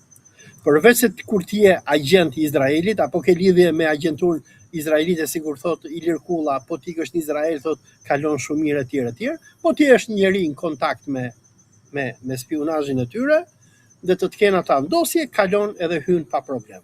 Po ti është njëri thjesht, edhe të vish nga vende të Evropës lindore, se këtë gjë nuk ja bënin vetëm shqiptarëve që janë muslimanë. Se Shqipërinë e kishin kështu me pull kuqe, tha Albania Muslim Majority Country, thoshin, ë? Por edhe serbëve u abonin këtë, edhe rusëve. Domethënë, çfarëdo që ti po mos ti jesh çifut, ty të bëjnë zbor aty. Ata kishin frikë vetëm nga amerikanët, kanadezët, francezët dhe anglezët. Po të kishe një nga këto 4 pasaporta, edhe australianët. Kishe një nga këto pasaporta, nuk preknin me dorë se kanë frikë. Por ndryshe ta nxjinin jetën. I cili nga këto ke? Unë jam me Kanadan, se unë jam anti-amerikan. Në rast lufte SBA Kanadë, unë do shkoj, do djeg shpinë e bardha. Jam patriot kanadez, e dua Kanadan. E ke marrë veshe, u arrit një marrëveshje midis Iranit edhe Shtetet Bashkuara të Amerikës?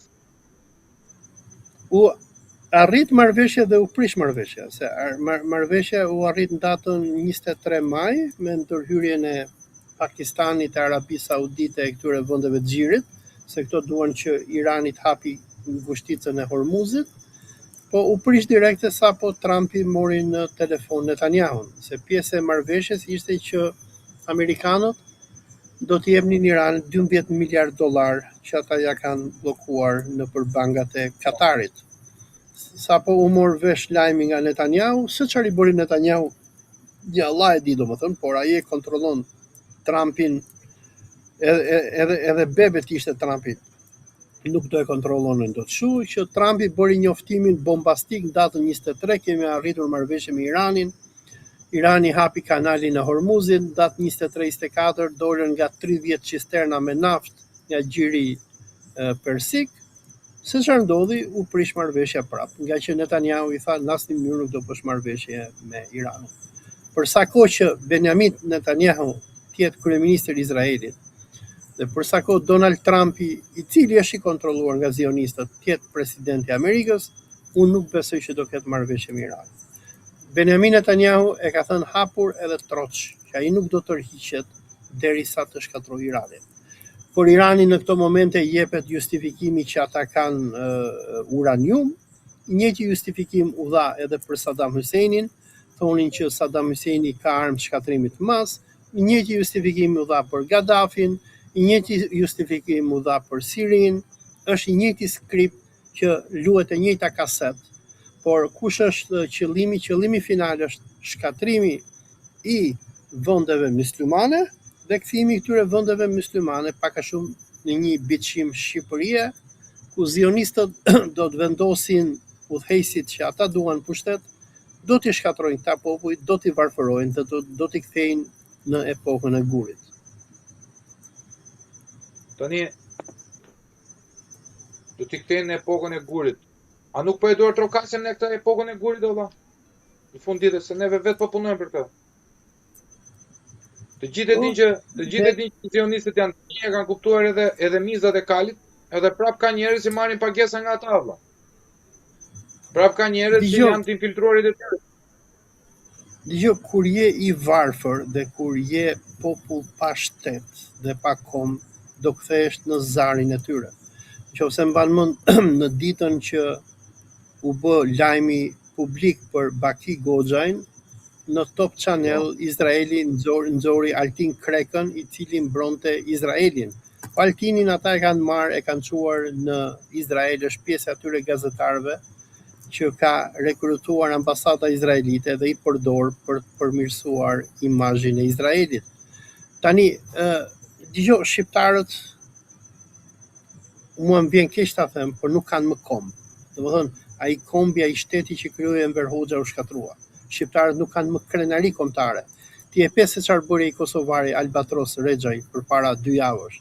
Solli një grup me startup e qyjnë këta, organizata leshi domethënë që krijojnë izraelitët në Izrael, me këta muzhikët nga Ukraina e Bielorusia, ja solli Ramës në Tiranë, u mblodhën dhe Rama u premtoi toka, zyra, që ata të vinë të bëjnë bizneset e tyre në Shqipëri. Rama nxori VKM që do t'i marri tokat katunarëve të Tiranës, të Kasharit, do t'u blej tokat nëse jam gabim me 5000 lekë metri katror, dhe këto toka do t'i jepen falas izraelitëve. Dhe domethënë, problemi është që në Shqipëri nuk ekziston më kombësia, nuk ekziston më ndjenja kombëtare, nuk ekziston më dashuria për adeun tonë. Domethënë, ajo që bëri ky Albatros Rexhaj, sikur të kishte patriot shqiptar, do të duhej që të ishte djegur kryeministria ditën tjetër. Ky kosovari Albatros Rexhaj, që solli këtë grup zionistësh që t'i marrin tokat shqiptarëve, duhet ishte përzën nga Shqipëria. Por vetëm një shqiptarët shohin. Urdhëro. Vetëm një korrektim. Shqiptari i Kosovës. Është shqiptari i Kosovës. Shqiptari i Kosovës. Po mi. Dgjoj. Kosovari Dgjoj. Se u çon ujë atyre valla. Më fal, se kosovarët jo kanë probleme me këtë term, sepse kosovarët do ta pranojnë që janë kosovar. Se Kosova çfarë është krahinë e Shqipërisë valla. Unë jam korçar. Ti mua më quhen korçar, nuk më quhen shqiptar i Korçës. Dhe unë nuk jam shqiptar i Korçës. Unë jam korçar. Ti ta kuptoj shumë se na ka kapluar të gjithëve. Po unë nuk e pranoj këtë ignorancën e Po më beso sepse dalim ne të dy keqërë.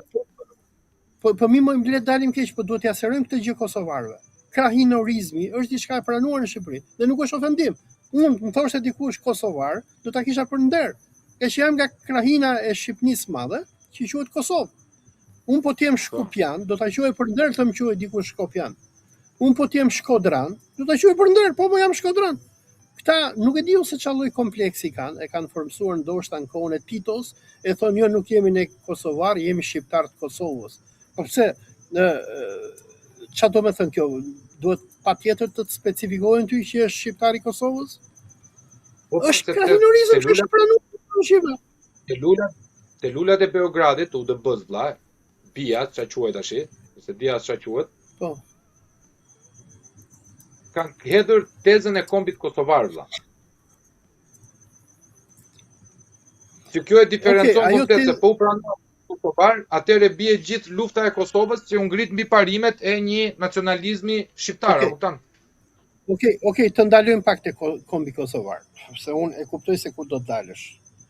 Do të thonë, ne Po. shqiptarët nuk duam ta pranojmë kombin kosovar, nga që themi nuk ka komb kosovar, ata janë shqiptarë dhe Kosova është pjesë e Shqipërisë. Dakord. Sipas nacionalizmit shqiptar, kosovarët janë pjesë e trungut tonë kombëtar, Kosova është pjesë e Shqipërisë. Por fuqitë e mëdha nuk e kanë lejuar këtë fakt. Nuk e lejuan britanikët dhe francezët pas luftës parë botërore, që Kosovën ja lanë Serbisë. Nuk e lejuan anglo-amerikanët me gjithë sovjetët pas luftës dytë botërore, ku prap Kosovën ja lanë Serbisë, dhe edhe në 1999, pasi amerikanët e pushtuan Kosovën, në 2008, ata nuk e bashkuan Kosovën Shqipërisë, por e shpallën shtet pavarur. Tani, problemi në diskursin nacionalist shqiptar është se nuk guxon njeri që ta çojë këtë term. Këtë temë, sipas mendimit klasik shqiptar, nuk duhet ketë Kosovë. Kosova është krahinë e Shqipërisë.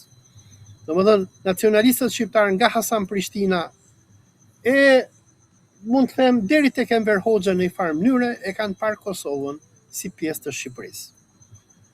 Enver Hoxha kuptohet që nuk guxonte që dilte me tema për aneksimin e Kosovës, nga që e rrëzonin nga pushtetit dhe shumë gjëra tjera. Por në por në mendimin nacionalist shqiptar, që nga Sami Frashi te Naimi te Hasan Prishtina, Kosova është sikur Saranda. Kosova është sikur Korça, krahinë e Shqipërisë. Po problemi është që shqiptarët me pushtimin amerikan që i bën ata Kosovës në 1999 dhe me krijimin e Kosovës në 2008 u harrua teza që Kosova është Shqipëri. Dhe sot duam apo nuk duam neve, de facto dhe de jure, Kosova nuk është Shqipëri. Amerikanët krijuan një republik tjetër dhe Shqipëria, ku nuk ka nacionalist, se domethënë po të ishte Shqipëria Turqia, Shqipëria duhet bënte atë që bëri Turqia me Kipron në vitet 1970, që çoi trupat turke dhe e çliroi Kipron turke nga grekët dhe pak a shumë Kipro-turke është Turqi. Po Shqipëria nuk e bëri këtë gjë dhe nuk guxon edhe as ta përmendi këtë gjë. Dhe po shikosh atë setupin kushtetues që i ndodhi Kosovës nga 2008 atje, ku u bë kushtetuta e Kosovës, u bën ligjet, ti e ke të shkruajtur e bardha në të zezë që Kosova e ka të ndaluar ti ndalohet një vend, ti bashkohet një vend tjetër. Kosova ka simbolet e saja që nuk i kanë vende tjera. Kosova nuk ka zyrtarisht simbolet e Shqipërisë. Kosova ka flamur tjetër. Dhe dua të them për ata që thonë që do bëhet kombi kosovar, të dalim teoritë e nacionalizmit, për cilin tham që do flisnim herën e kaluar. Çfarë është nacionalizmi? Dhe si formohen kombet? Formohen nga shtetet. Domethënë, kur unë them që shqiptarët përpara 1912-s thonin jemi otoman edhe shumë nga myslimanët thonin jemi turq, më hidhen fyt thonë, thonë çfarë po thot ky thot tradhtari thot, ky Majgjypi, ky Evgjiti thot, ky turku i poshtër, i paguar nga Irani, çfarë po thot? Ky është realiteti. Do duhej largimi i Turqisë, krijimi i Shqipërisë nga konferenca e ambasadorëve në 13-ën dhe më pas mbarimi i luftës parë botërore me Kongresin e Lushnjës që bëri kombin shqiptar. Kombet i krijojnë shtetet. Edi Rama nuk ka qenë shqiptar dhe ne dim këtë gjë. Piero Misha nuk ka qenë shqiptar. Alfred Mojsiu nuk ka qenë shqiptar, kanë qenë vëllë. Miloš Gjergj Nikola nuk ka qenë shqiptar, ka qenë serb. Mitrush Kuteli nuk ka qenë shqiptar, ka qenë bullgar apo maqedon. Po si u shqiptarizuan këta njerëz? I shqiptarizoi shteti me strukturat e tyre. Sikur neve t'ja kishim takuar Kristaqin Ramës, Kristaqi do na thoshte ku mi eshti gjini, do na kishte fol vllahisht. Por këta i shqiptarizoi shteti dhe sot janë shqiptar. Tani janë institucionet shtetërore ato që krijojnë kombe. Dhe në aspektin afatgjat, edhe pse ne e urrejmë këtë gjë, do krijohet kombi kosovar. Këta kosovarët, kur i themi ne kosovarë, në thonë, pse na thoti kosovar, ne jemi shqiptarët e Kosovës. Ne e dim që ti je shqiptar i Kosovës etnikisht, sikur edhe Edi Rama është vllahi i Shqipërisë etnikisht, por Edi Rama është shqiptarizuar. Sepse dëgjoj, njerëzit janë produkt i kontekstit ku ata jetojnë. Profeti Muhammed thot në një hadith, çdo njeri lind i pastër në fitra, në natyrë, pastaj është shoqëria që e bën atë idhujtar, e bën çifut apo e bën të krishter. Njerëzit janë produkte të shoqërisë. Ti po çohesh për shembull, shiko lajmet nga Tirana dhe lajmet nga Prishtina, janë dy vende të ndryshme. Unë domethënë dua të kuptoj çfarë bëhet në Kosovë, do të iki nëpër mediat kosovare. Mediat e Shqipërisë nuk tregojnë çfarë bëhet në Kosovë, sepse është realitet tjetër, jetojnë në botë tjetër ata. Ata janë shqiptar, ne i duam shumë, se flasim njëjtën gjuhë, ndajmë të njëjtën fe me shumicën e shqiptarëve. Biles unë i dua kosovarët nga që janë më besimtar e më praktikantë se sa shqiptarët e Shqipërisë. Por jetojnë në realitet tjetër. Qendra Meka e kosovarëve sot është Prishtina.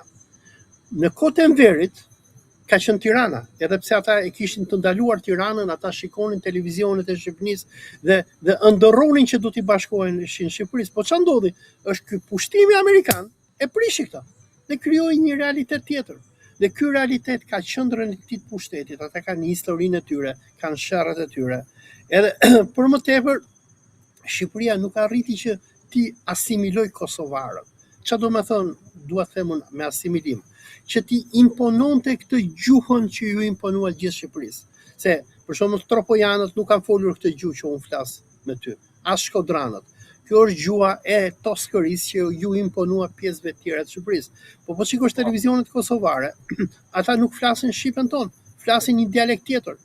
Dhe dua të them që në aspektin afatgjat është fuqia e pushtetit ajo që të asimilon njerëz sikur Rita Marko, sikur Vangjush Çorrava, këta persona që u bën elitat e komunizmit në kohën e Partisë Punës, këta shumë prej tyre nuk kanë ditur të flasin shqip kur ishin të vegjël, por strukturat shtetërore i shqiptarizuan dhe i bën shqiptar.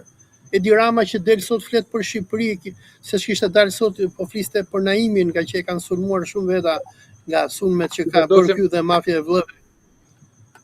Që ti vendosim pikat mbi, unë të jap të drejtë pjesa që po, unë e pranoj se unë jam fan, më thënë jam i tari Gellnerit. Janë krijuar shumë vonë kombet edhe duhen disa kushte historike shtetërore që të formsojnë një komb. Jemi dakord. Unë nuk po të hyj te shkenca. Te shkenca hajde bëjmë debat sa dush ti. Edhe të jap të drejtë të gjitha se ndajmë njëjtin mendim për formimin e kombit. Pa shkak se nuk është shumë eksituese ta themin e të dy se si formohet kombi, sepse priten ose shkatrohen pritshmëritë e disa njerëzve që e dinin ndryshe ose do donin të ishte ndryshe. Pyetja ime është Kishim ne pritshmëri. Po, ne jemi në një luftë, një luftë shumë vjeçare, shumë shekullore me disa fëmijë tanë. Duke lexuar Aleksandr Pavlović, te shqiptari imagjinar, kam kuptuar që deri në gjysmën e shekullit të 19 shqiptarët portretizoheshin si figura pesnike, trima të fortë si serbët dhe malazezët. Erdhi Nikola Pashi bashkë me Çubrilovićin, ndryshoi komplet se morën pavarësinë, neve ngelën perandorinë osmane, na bën otoman, na bën bashibuzuk, çfarë sta bën domethënë, ndryshoi ose vëlla. Si ti vrasim shqiptarët e ke, si to çpende ty e ke në Akademinë e Shkencave të Vasil Çubrilovićit. Si ti vdesim shqiptarët është botim shkencor, a kuptoni, në Akademinë e Shkencave i tipi. E heqën në këtë pjesë. Tani a jemi në luftë? Po, jemi në luftë. A i qojmë neve Vučićit sot një tezë, po themi që kombi kosovar ekziston, dhe ai do thoj, qa lufte për pavarësi donin këta kur janë komb tjetër nga ato që u nisën fillim me protestat e 81-shit? Se marrë e mirë dhe du të mësu nga historia, në është përdorë gjithmonë qile në armisht. Jemi në luftë, vlla, luftë ku ka drejtësi. Se Gellneri ka thënë këtë, se ky ka thënë këtë, jo vlla, lufta duhet fitu, duhet ka detaj, duhet fitu luftën vlla. Ne jemi në humbje. Jemi ka një moment, po këtë pyetje duhet t'ja drejtosh Albin Kurtit dhe qeverisë Prishtinës. Ti thuash, a e doni Shqipërinë ju? A jeni për Shqipërinë e madhe? A jeni për kombin e madh shqiptar? Pse nuk kaloni ligje në parlament, griseni kushtetutën që keni, edhe deklaroni që ne do t'i bashkojmë me Shqipërisë dhe me shqiptar. Kupton? është vullneti politik. Është vullneti politik. Për mua Ose edhe me këta pushtetarët që janë sot në Tiranë, pse nuk lufton asnjëri për krimin e Shqipërisë të Madhe? Le të marrim rastin e Azerbajxhanit. Pas rënies së Bashkimit Sovjetik, Armenia i pushtoi Azerbajxhanit pothuajse nuk e diun gjysmën e territorit, tash të quajturin Nagorno-Karabakh. Azerët nuk e pranuan në asnjë moment ekzistencën e Nagorno-Karabakhut. Luftuan derisa e pushtuan, ja morën me dhunë armenëve, ja bashkuan Azerbajxhanit dhe tani janë duke bërë proces masiv azerbajxhanizimi. Janë duke çuar njerëz që nga Baku në për territoret e shtiruara. Pse nuk e bëjnë këtë nacionalistët shqiptar? Pse nuk del dikush në Tiranë thotë, "Ore, çfarë është kjo Republikë e Kosovës? Pse mos ti bashkohet Kosova Shqipërisë?" Po armiqtë e parë të kësaj ideje do jenë politikanët e Prishtinës dhe Tiranës. Të Prishtinës do jenë armiqtë se do thonë, "Ne jemi këtu deputete, jemi në parlament, kemi lidhjet tona, ç'na duhet neve Tirana, pse do vim në Tiranë? Këta Tiranës janë hileqar, nuk do na lënë neve të vim pushtet e tjerë e tjerë." Në anën tjetër janë këta ramistët me kompani që thonë që duam në Kosovën, letri Kosovë aty. Pra, nuk ekziston vullneti për bashkim kombëtar, duhet ta themi këtë shpend. Domethënë, duhet dalim nga mitologjia. Unë të kuptoj se ku e ke iden dhe çfarë do të thuash. Po nuk ekziston. Domethënë, duke lexuar këta klasikët e nacionalizmit shqiptar, duke lexuar Sami Frashën që thotë Samiu nga Kosova deri në Prevez është Shqipëri e tjerë, ku janë këto ide? Dhe janë edhe interesat ekonomik. Ti themi nesër për shembull Albin Kurtit, hajde se do të bashkojmë me Shqipërinë, unë vë basi Albin Kurti nuk do ta pranoj këtë gjë, sikur nuk do ta pranoj edhe Rama. Se gjëja e parë që ata do bëjnë do zihen me njëri tjetrin, kush do të jetë kryeministri i vendit. Dhe duhet them edhe një gjë, që është një segment i caktuar politiko-fetar në Shqipëri, po nuk dua ta specifikoj se kush janë, që ndoshta do të ishin edhe të gatshëm që mos lejonin bashkimin e Shqipërisë me Kosovën, dhe diti kush është arsyeja. Arsyeja është demografia. Kosovarët janë 96% musliman. Edi Rama i urren muslimanët. Edi Rama në censusin e kur ishte censusin 2022 kur ishte, manipuloi numrin e muslimanëve shqiptar. Nga 70% që ishim na nxori 45%. I tha atyre plerave të instatit që do ta bësh 45%. Se donte të na nxirrte minoritet musliman. E kupton ti thuash Edi Ramës ti nesër që ne do të bashkohemi me Shqipërinë, me Kosovën me Shqipërinë, ku ky numri që Edi Rama çfarë nuk ka bërë që ta ulit muslimanëve shqiptar, se Edi Rama e urren me zemër muslimanët shqiptar, po e zëm se ne nuk jemi 70, po e zëm se jemi 60%. Po të bashkohet edhe Kosova aty me 96%, e diti sa do të bëhet numri muslimanëve në viset shqiptare? Do bëhet 80%. E çfarë do thotë kjo që të bëhet 80%? Që Edi Rama ta shikoj atë prapanicën, ta shikoj me pasqyrë pastaj, se nuk ka shanse një vllaho ortodoks si Rama që të hynë në pushtet. Se duke padur një popull me shumicë muslimane 80%, ty sundimtarët e tu do të vinë nga shumica muslimane.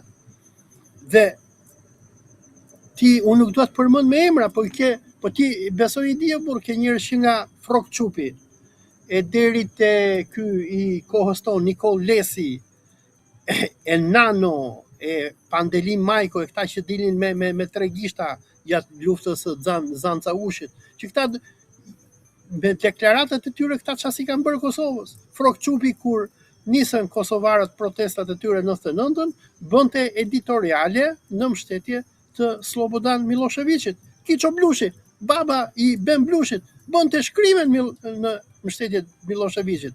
Shko thuaj ti Ben Blushit, a do pranosh Beno që të bashkojmë Prishtinën me Tiranën dhe të bëjmë Shqipërinë e Madhe?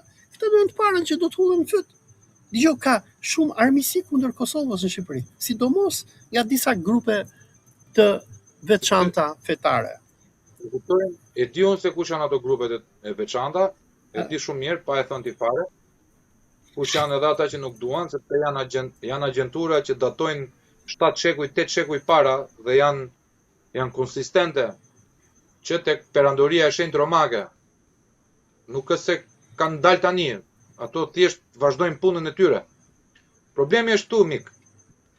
Problemi është tek pjesa tjetër që neve, unë kam lexuar arkivat e Nikola Pashiq. Sepse si Dardan që jam me origjinë, e kam afeksion valla. Kosovën e kam afeksion. Është irracionale komplet. Sepse nuk ka ndonjë arsye racionale pse duhet ta duaj shumë. Po unë e dua se është vendi para arsëve të mi, janë rrënjtë e mia.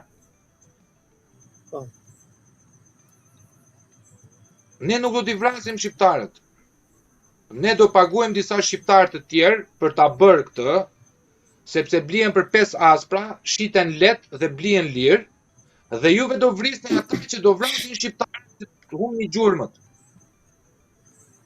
Dhe po ti shikosh vlla, gjitha mizerit që përmendit ti si emra, janë qenër vlla, qenër që marrin zarfe, qenër që shkojnë edhe falen, a kupton, sepse neve na ka pushtu Serbia, jo Jugoslavia, dhe këtu na kanë lënë ignorant vlla.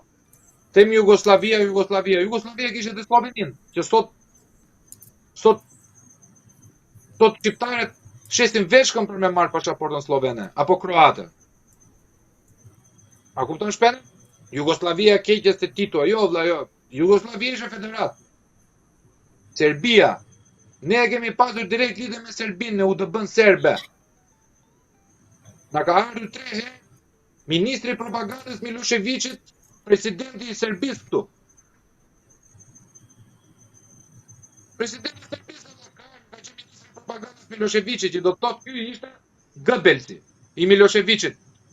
Adekuati, a kupton? Ky ishte tipi që të fuste në dhomat e gazit. Pra, ky ishte tipi vlla që të merrte thot Shkodër, sfarrosi masakrat i Varit, masakrat gjithave.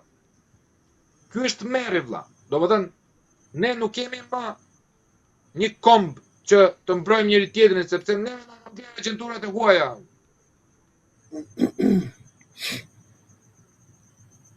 Na kanë bërë, por është hapur fare, domethënë nuk punon. Tani ti thua bëj pyetje Albin Kurtit. Albin Kurti, kur bëj lufta e Kosovës, dilte me kanin, mos ma prek multietnicitetin. Dobrovjeçën, 2003, me flokët e Palan, dashnori i vajzës së ta e kishte ai ministri i brendshëm i Jugosllavisë Miloševićit. Në 2009, në 2008 krijon lëvizje vetvendosje. Kishte thënë, domethënë bëhet pavarësia, ashtu siç u mor pavarësia. Ky del me vetvendosje, do bashkonte Shqipërinë ky. Para se bashkonte Shqipëri me Kosovën, me paketën e Ahtisarit, e bënte paketa e Ahtisarit, nuk mund po të kërkosh bashkim kombëtar, ke fut vetes. Se ishte edhe si geopolitikan, a kupton? Bënte si i zgjuar shumë. Dhe na del tani në 2009, 2011, 2013, 2021, 2025, kur bëj luftë vlla, ky lëpinte bëhet Serbisë. Do të paqe. Kur jemi në paqe, do luftë. Qa pyetje ti bëjën Albin Kurtit, o vlla? Albin Kurti thot, unë jam agent, vetëm se nuk e ka shkruar në ball. Jam i paguar nga Serbia. Jam njeriu i Serbisë, jo i paguar, se është më keq akoma vlla, është dhëndër ai. Ai është dhëndër, ai është mrena familjes. Më thuajte mua një që ka dalë i sakt nga burgjet e Serbisë nën regjimin e Miloševićit. Një vlla, një. Ka dalë ky zotria. Jo, unë dua t'rregoj një incident që ndodhi kur isha në Shqipëri, kur shkova me gjithë Gjergji Thanasin, nuk e di nëmë ke parë, ikëm në kanalin 10 në Prishtinë edhe po flisnim për Shqipërinë edhe Iranin. Dhe në bisede sipër, po i këshillonim debatuesit tanë kosovar, që ta duan më shumë sovranitetin e Kosovës, se ata thonin që ne duhet i prishim marrëdhëniet me Iranin sepse na ka dhënë urdhër Amerika. Edhe miku im Gjergji që ishte në panel i tha, edhe ata thonin jo, ne adhurojmë Amerikën, ne bëjmë çfarë na thot Amerika. I thot Gjergji, po dëgjoj, thot, ju duhet keni pak respekt për vendin tuaj, thot. Sepse Kosovën nuk e ka bërë Amerika, ju kosovarët, i thot, keni dhënë gjak për Kosovën, keni luftuar me Serbin, keni paguar faturën e gjakut. Ata nuk donin ta dinin për kosovarët e UÇK-s që vdishën duke luftuar Serbin. Ata e kishin menjen vetëm te adhurimi i Amerikës. E duhet them diçka që në Kosovë, shumë nga njerëzit që shef nëpër media, që janë me pushtet, shumë prej tyre janë ish bashkëpunëtor të UDB-s serbe. Por unë dua të them një gjë që unë mendoj që ne po e vlerësojmë shumë Serbinë, ja që për mua perëndimi që e krijoi mbretërinë e madhe serbo-kroate pas luftës parë botërore, ai perëndim e shkatroi. Dhe ndërsa kuptohet Serbia i ka ambicet e saja për aneksimin dhe pushtimin e Kosovës, nga që ata e kanë edhe në mitologjinë e tyre anti-islamike, dhe duhet ta dim diçka që armiqësia e serbëve me kosovarët, me shqiptarët, nuk ka të bëjë pse ata janë serbë dhe ne jemi shqiptarë. Po ta dim historinë, shumë nga heronjtë e Serbisë, që nga Karagjorgje Petrovići, që lëshoi edhe atë terrorizmin e parë serb kundër Osmanëve, ai nuk ka qenë serb, ka qenë katolik, nga fiset e Kelmendit, ka qenë shqiptar katolik. Ashtu sikur edhe Suljotët që bën Greqinë ishin shqiptar ortodoks. Pra, për mendimin tim, urrëtia nuk është etnike, por është fetare. Ata pse i urrenin shqiptarët e Kosovës, po përdor këtë term, por nuk ishin gjithë shqiptar, se aty ke patur edhe turqe, torbesh e tjerë, i urrenin pse ishin musliman. Dhe qëllimi i Serbisë në kontrollin e Kosovës, përveç se ka qenë qëllim kolonialist, ka qenë edhe me qëllim fetar.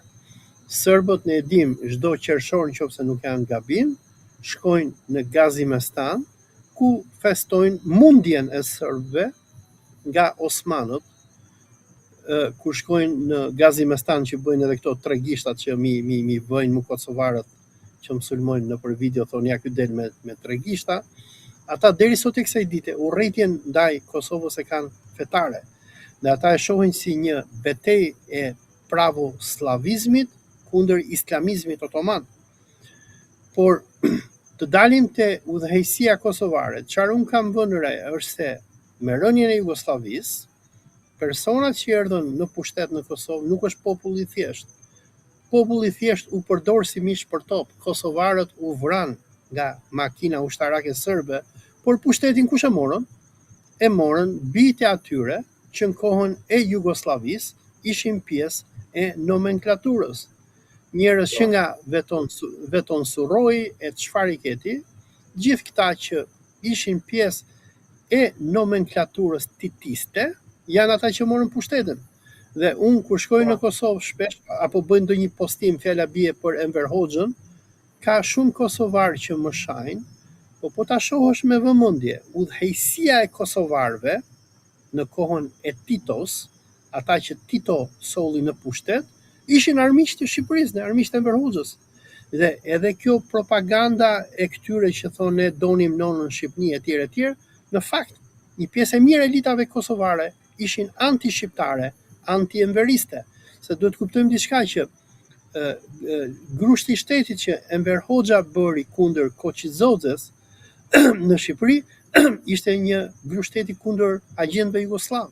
Nga që Koçizodze, Kristo Themelko, Pandelik Kristo, këta ishin gjithë agjentët e UDB-s serbe. Ishte përplasja e KGB-s ruse me Stalinin dhe Berian kundër agjenturës jugoslave të Titos, që bëri Shqipërinë realitet dhe solli këta muslimanët Enver Hoxha, Mehmet Sheu, Hysni Kapo në pushtet. Dhe këto elitat kosovare, njerëz që nga ja rrova emrin, që nga Mehmet Kraja e çfarë janë këta? Është ai tjetër, janë ca nga Gjilani, ti shofësh Fahri Xhara e tjerë, këta kanë qenë gjithë agent apo kolaboracionist me pushtetin jugoslav. Dhe po të shohësh në Kosovë, njerëzit që më shumë e sulmojnë islamin, por sulmojnë edhe Shqipërinë, po jo drejt për drejt se kanë frikë, e sulmojnë indirekt, janë ish bashkëpunëtorët e Jugosllavisë. Edhe këta njerëz janë që amerikanët i morën në 99-ën, ata dhe fëmijët e tyre, i sollën në pushtet dhe pranuan që të bëjnë këtë realitetin e Republikës Kosovës. Pra, nëse do flasim troç, shjeto edhe trash, krijimi i Republikës Kosovës është një akt anti-shqiptar. Pse? Sepse sipas ideologjisë nacionalizmit shqiptar, Kosova është Shqipëri. A jam i saktë apo jo? Dhe Po, sipas unë nuk dimit bashkohem, nacionalistë, nuk bashkohem, është shumë provokative ajo që sapo thet tash vlla për masën, por bashkohem tek jo, pjesa që Kosova flasim me është ka nisur lutën për nacionalizmit dhe bashkimit me Shqipërinë, po. po. Dhe domethënë, nëse fjala bie do kishte nacionalist par excellent shqiptar dhe kosovar, ata do refuzonin kufirin e Pikës Morinës.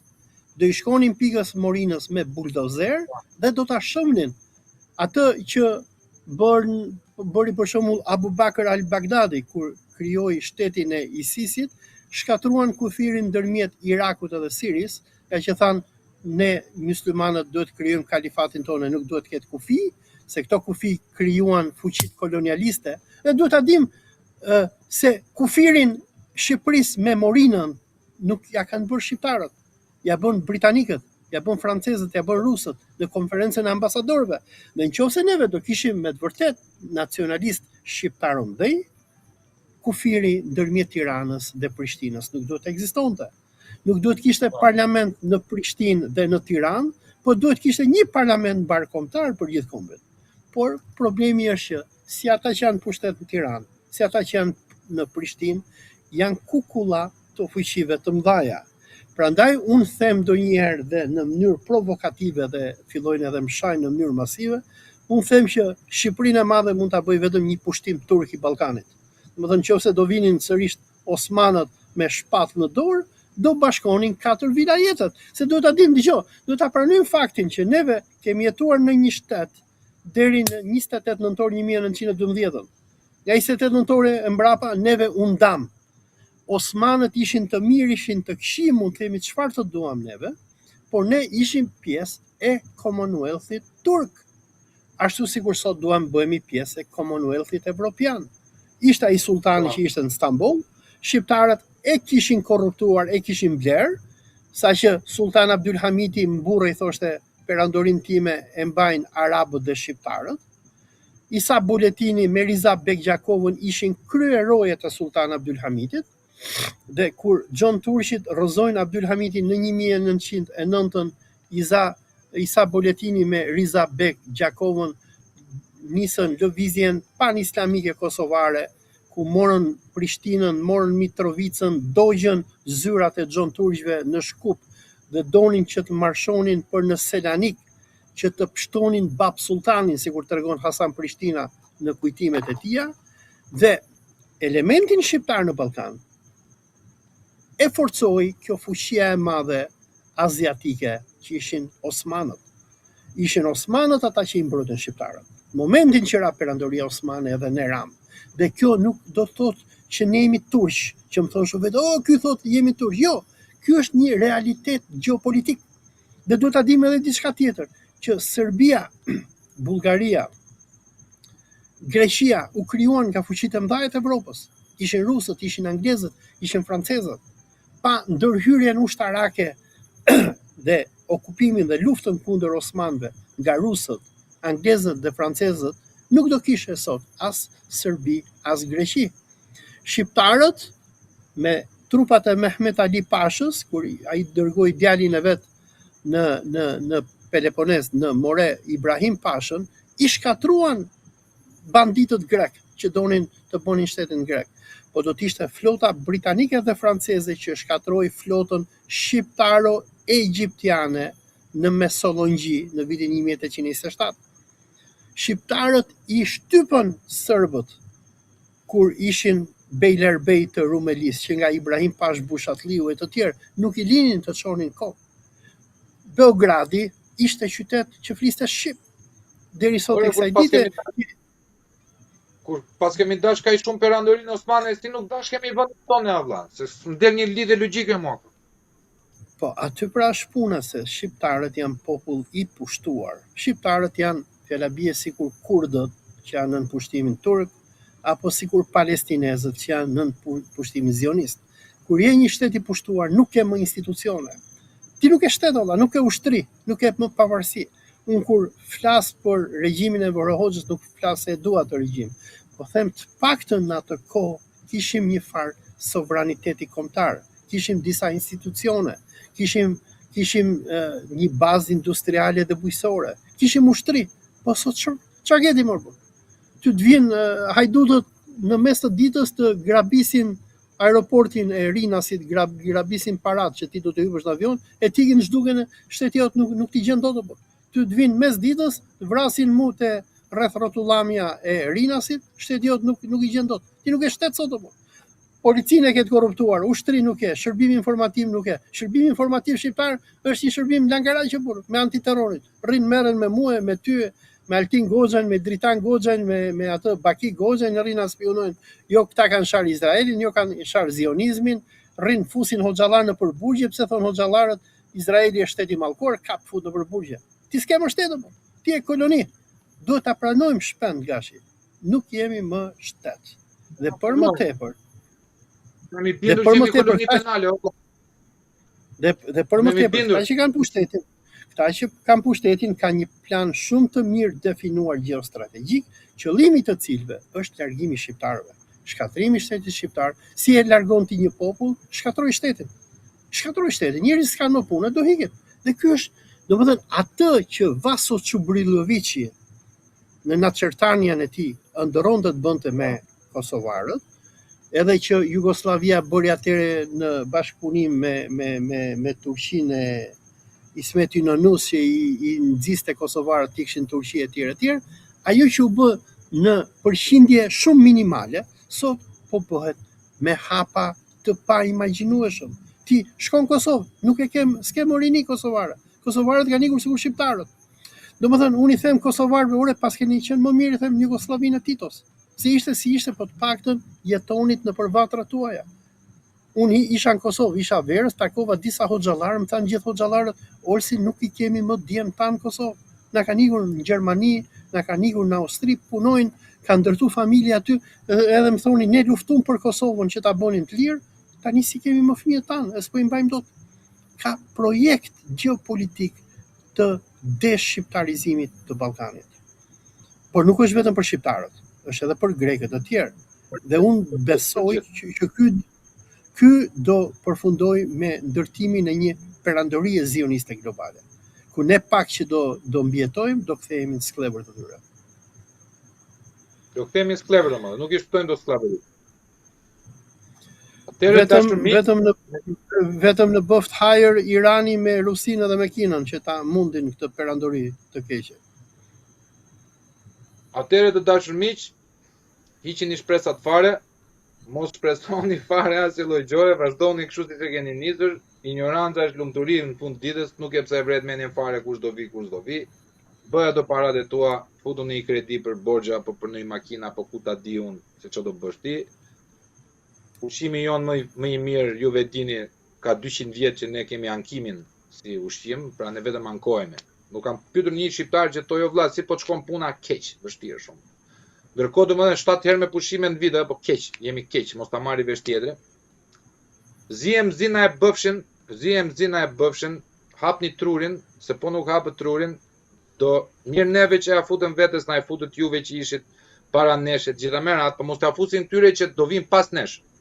Për herë të parë në historinë tonë të mendojmë për pasardhësit tanë, që do të thotë vendosin trurin punë, nuk e kemi armikun me njëri tjetrin, por armiqt janë atje lart, që tallin bythë me neve, na përdorin si kavje, si letër higjienike dhe na flakin tutje dhe na djegin për tepër.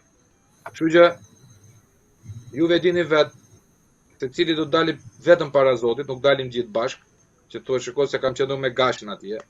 Gashi do japi llogari për hesabet e veta, ti do japësh llogari për hesabet e tua. Secili jep llogari për hesabet e veta. Një gjë është, nëse turpi do ishte energji dhe energjia nuk shmanget kurrë, kjo lloj energjie ka për të përndjekur në çfarëdo lloj dimensioni, në çfarëdo lloj realiteti, në çfarëdo lloj kohe apo jete që juve të vini apo të rivini përsëri këtu. Kështu që nuk e di se ç'të them më. Sa më shumë e njoh këtë lloj realiteti, aq më shumë e neveris edhe aq më shumë mikën shpresa. Mikën shpresa valla fare. Është të mëshme. Ols, të falenderoj shumë për bisedën sot valla. Ka qenë një bisedë relativisht e gjatë dhe jemi kënaqur se kemi prekur shumë tema.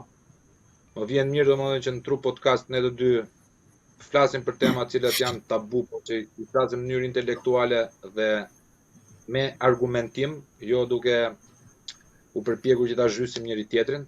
Më pëlqen shumë kjo sepse në fund ditës vëlla, neve që na shajnë që si agent i Iranit apo bla bla bla si të paguar, po japin një model debati këtyre tipave që mendojnë se i din të gjitha dhe për mua nuk më ka rezultuar në njëri i zgjuar që i di të gjitha që të mos jetë idiot.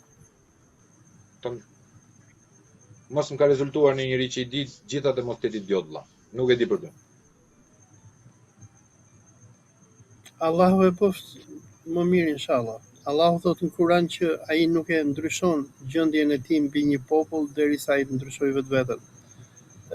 Shqiptarët në përgjithësi janë popull i mirë, ka njerëz shumë të mirë, kanë tradita të mira. Edhe shqiptarët e Kosovës, po përdor termin tënd, janë njerëz të mrekullueshëm. Kemi vende të bekuara, kemi ushqime të mira. Problemi është ata që na udhëheqin, ata janë të ligjë. Allahu e bëft mirë inshallah. Amin vëlla. Amin. Shumë mbyllet ky episod për sonte. Na ndiqni të martën tjetër, e dini videove, na shani se na rritet numri i këmbës. Më vajte 45.5 mua. Nga 45 një vit e gjysmë. Na rriten edhe klikimet, na rritet algoritmi. Sa më shumë sharje. Po na rriten sa më shumë sharje. Nadën. Kapim në lek. Hajde, nadën. Nadën.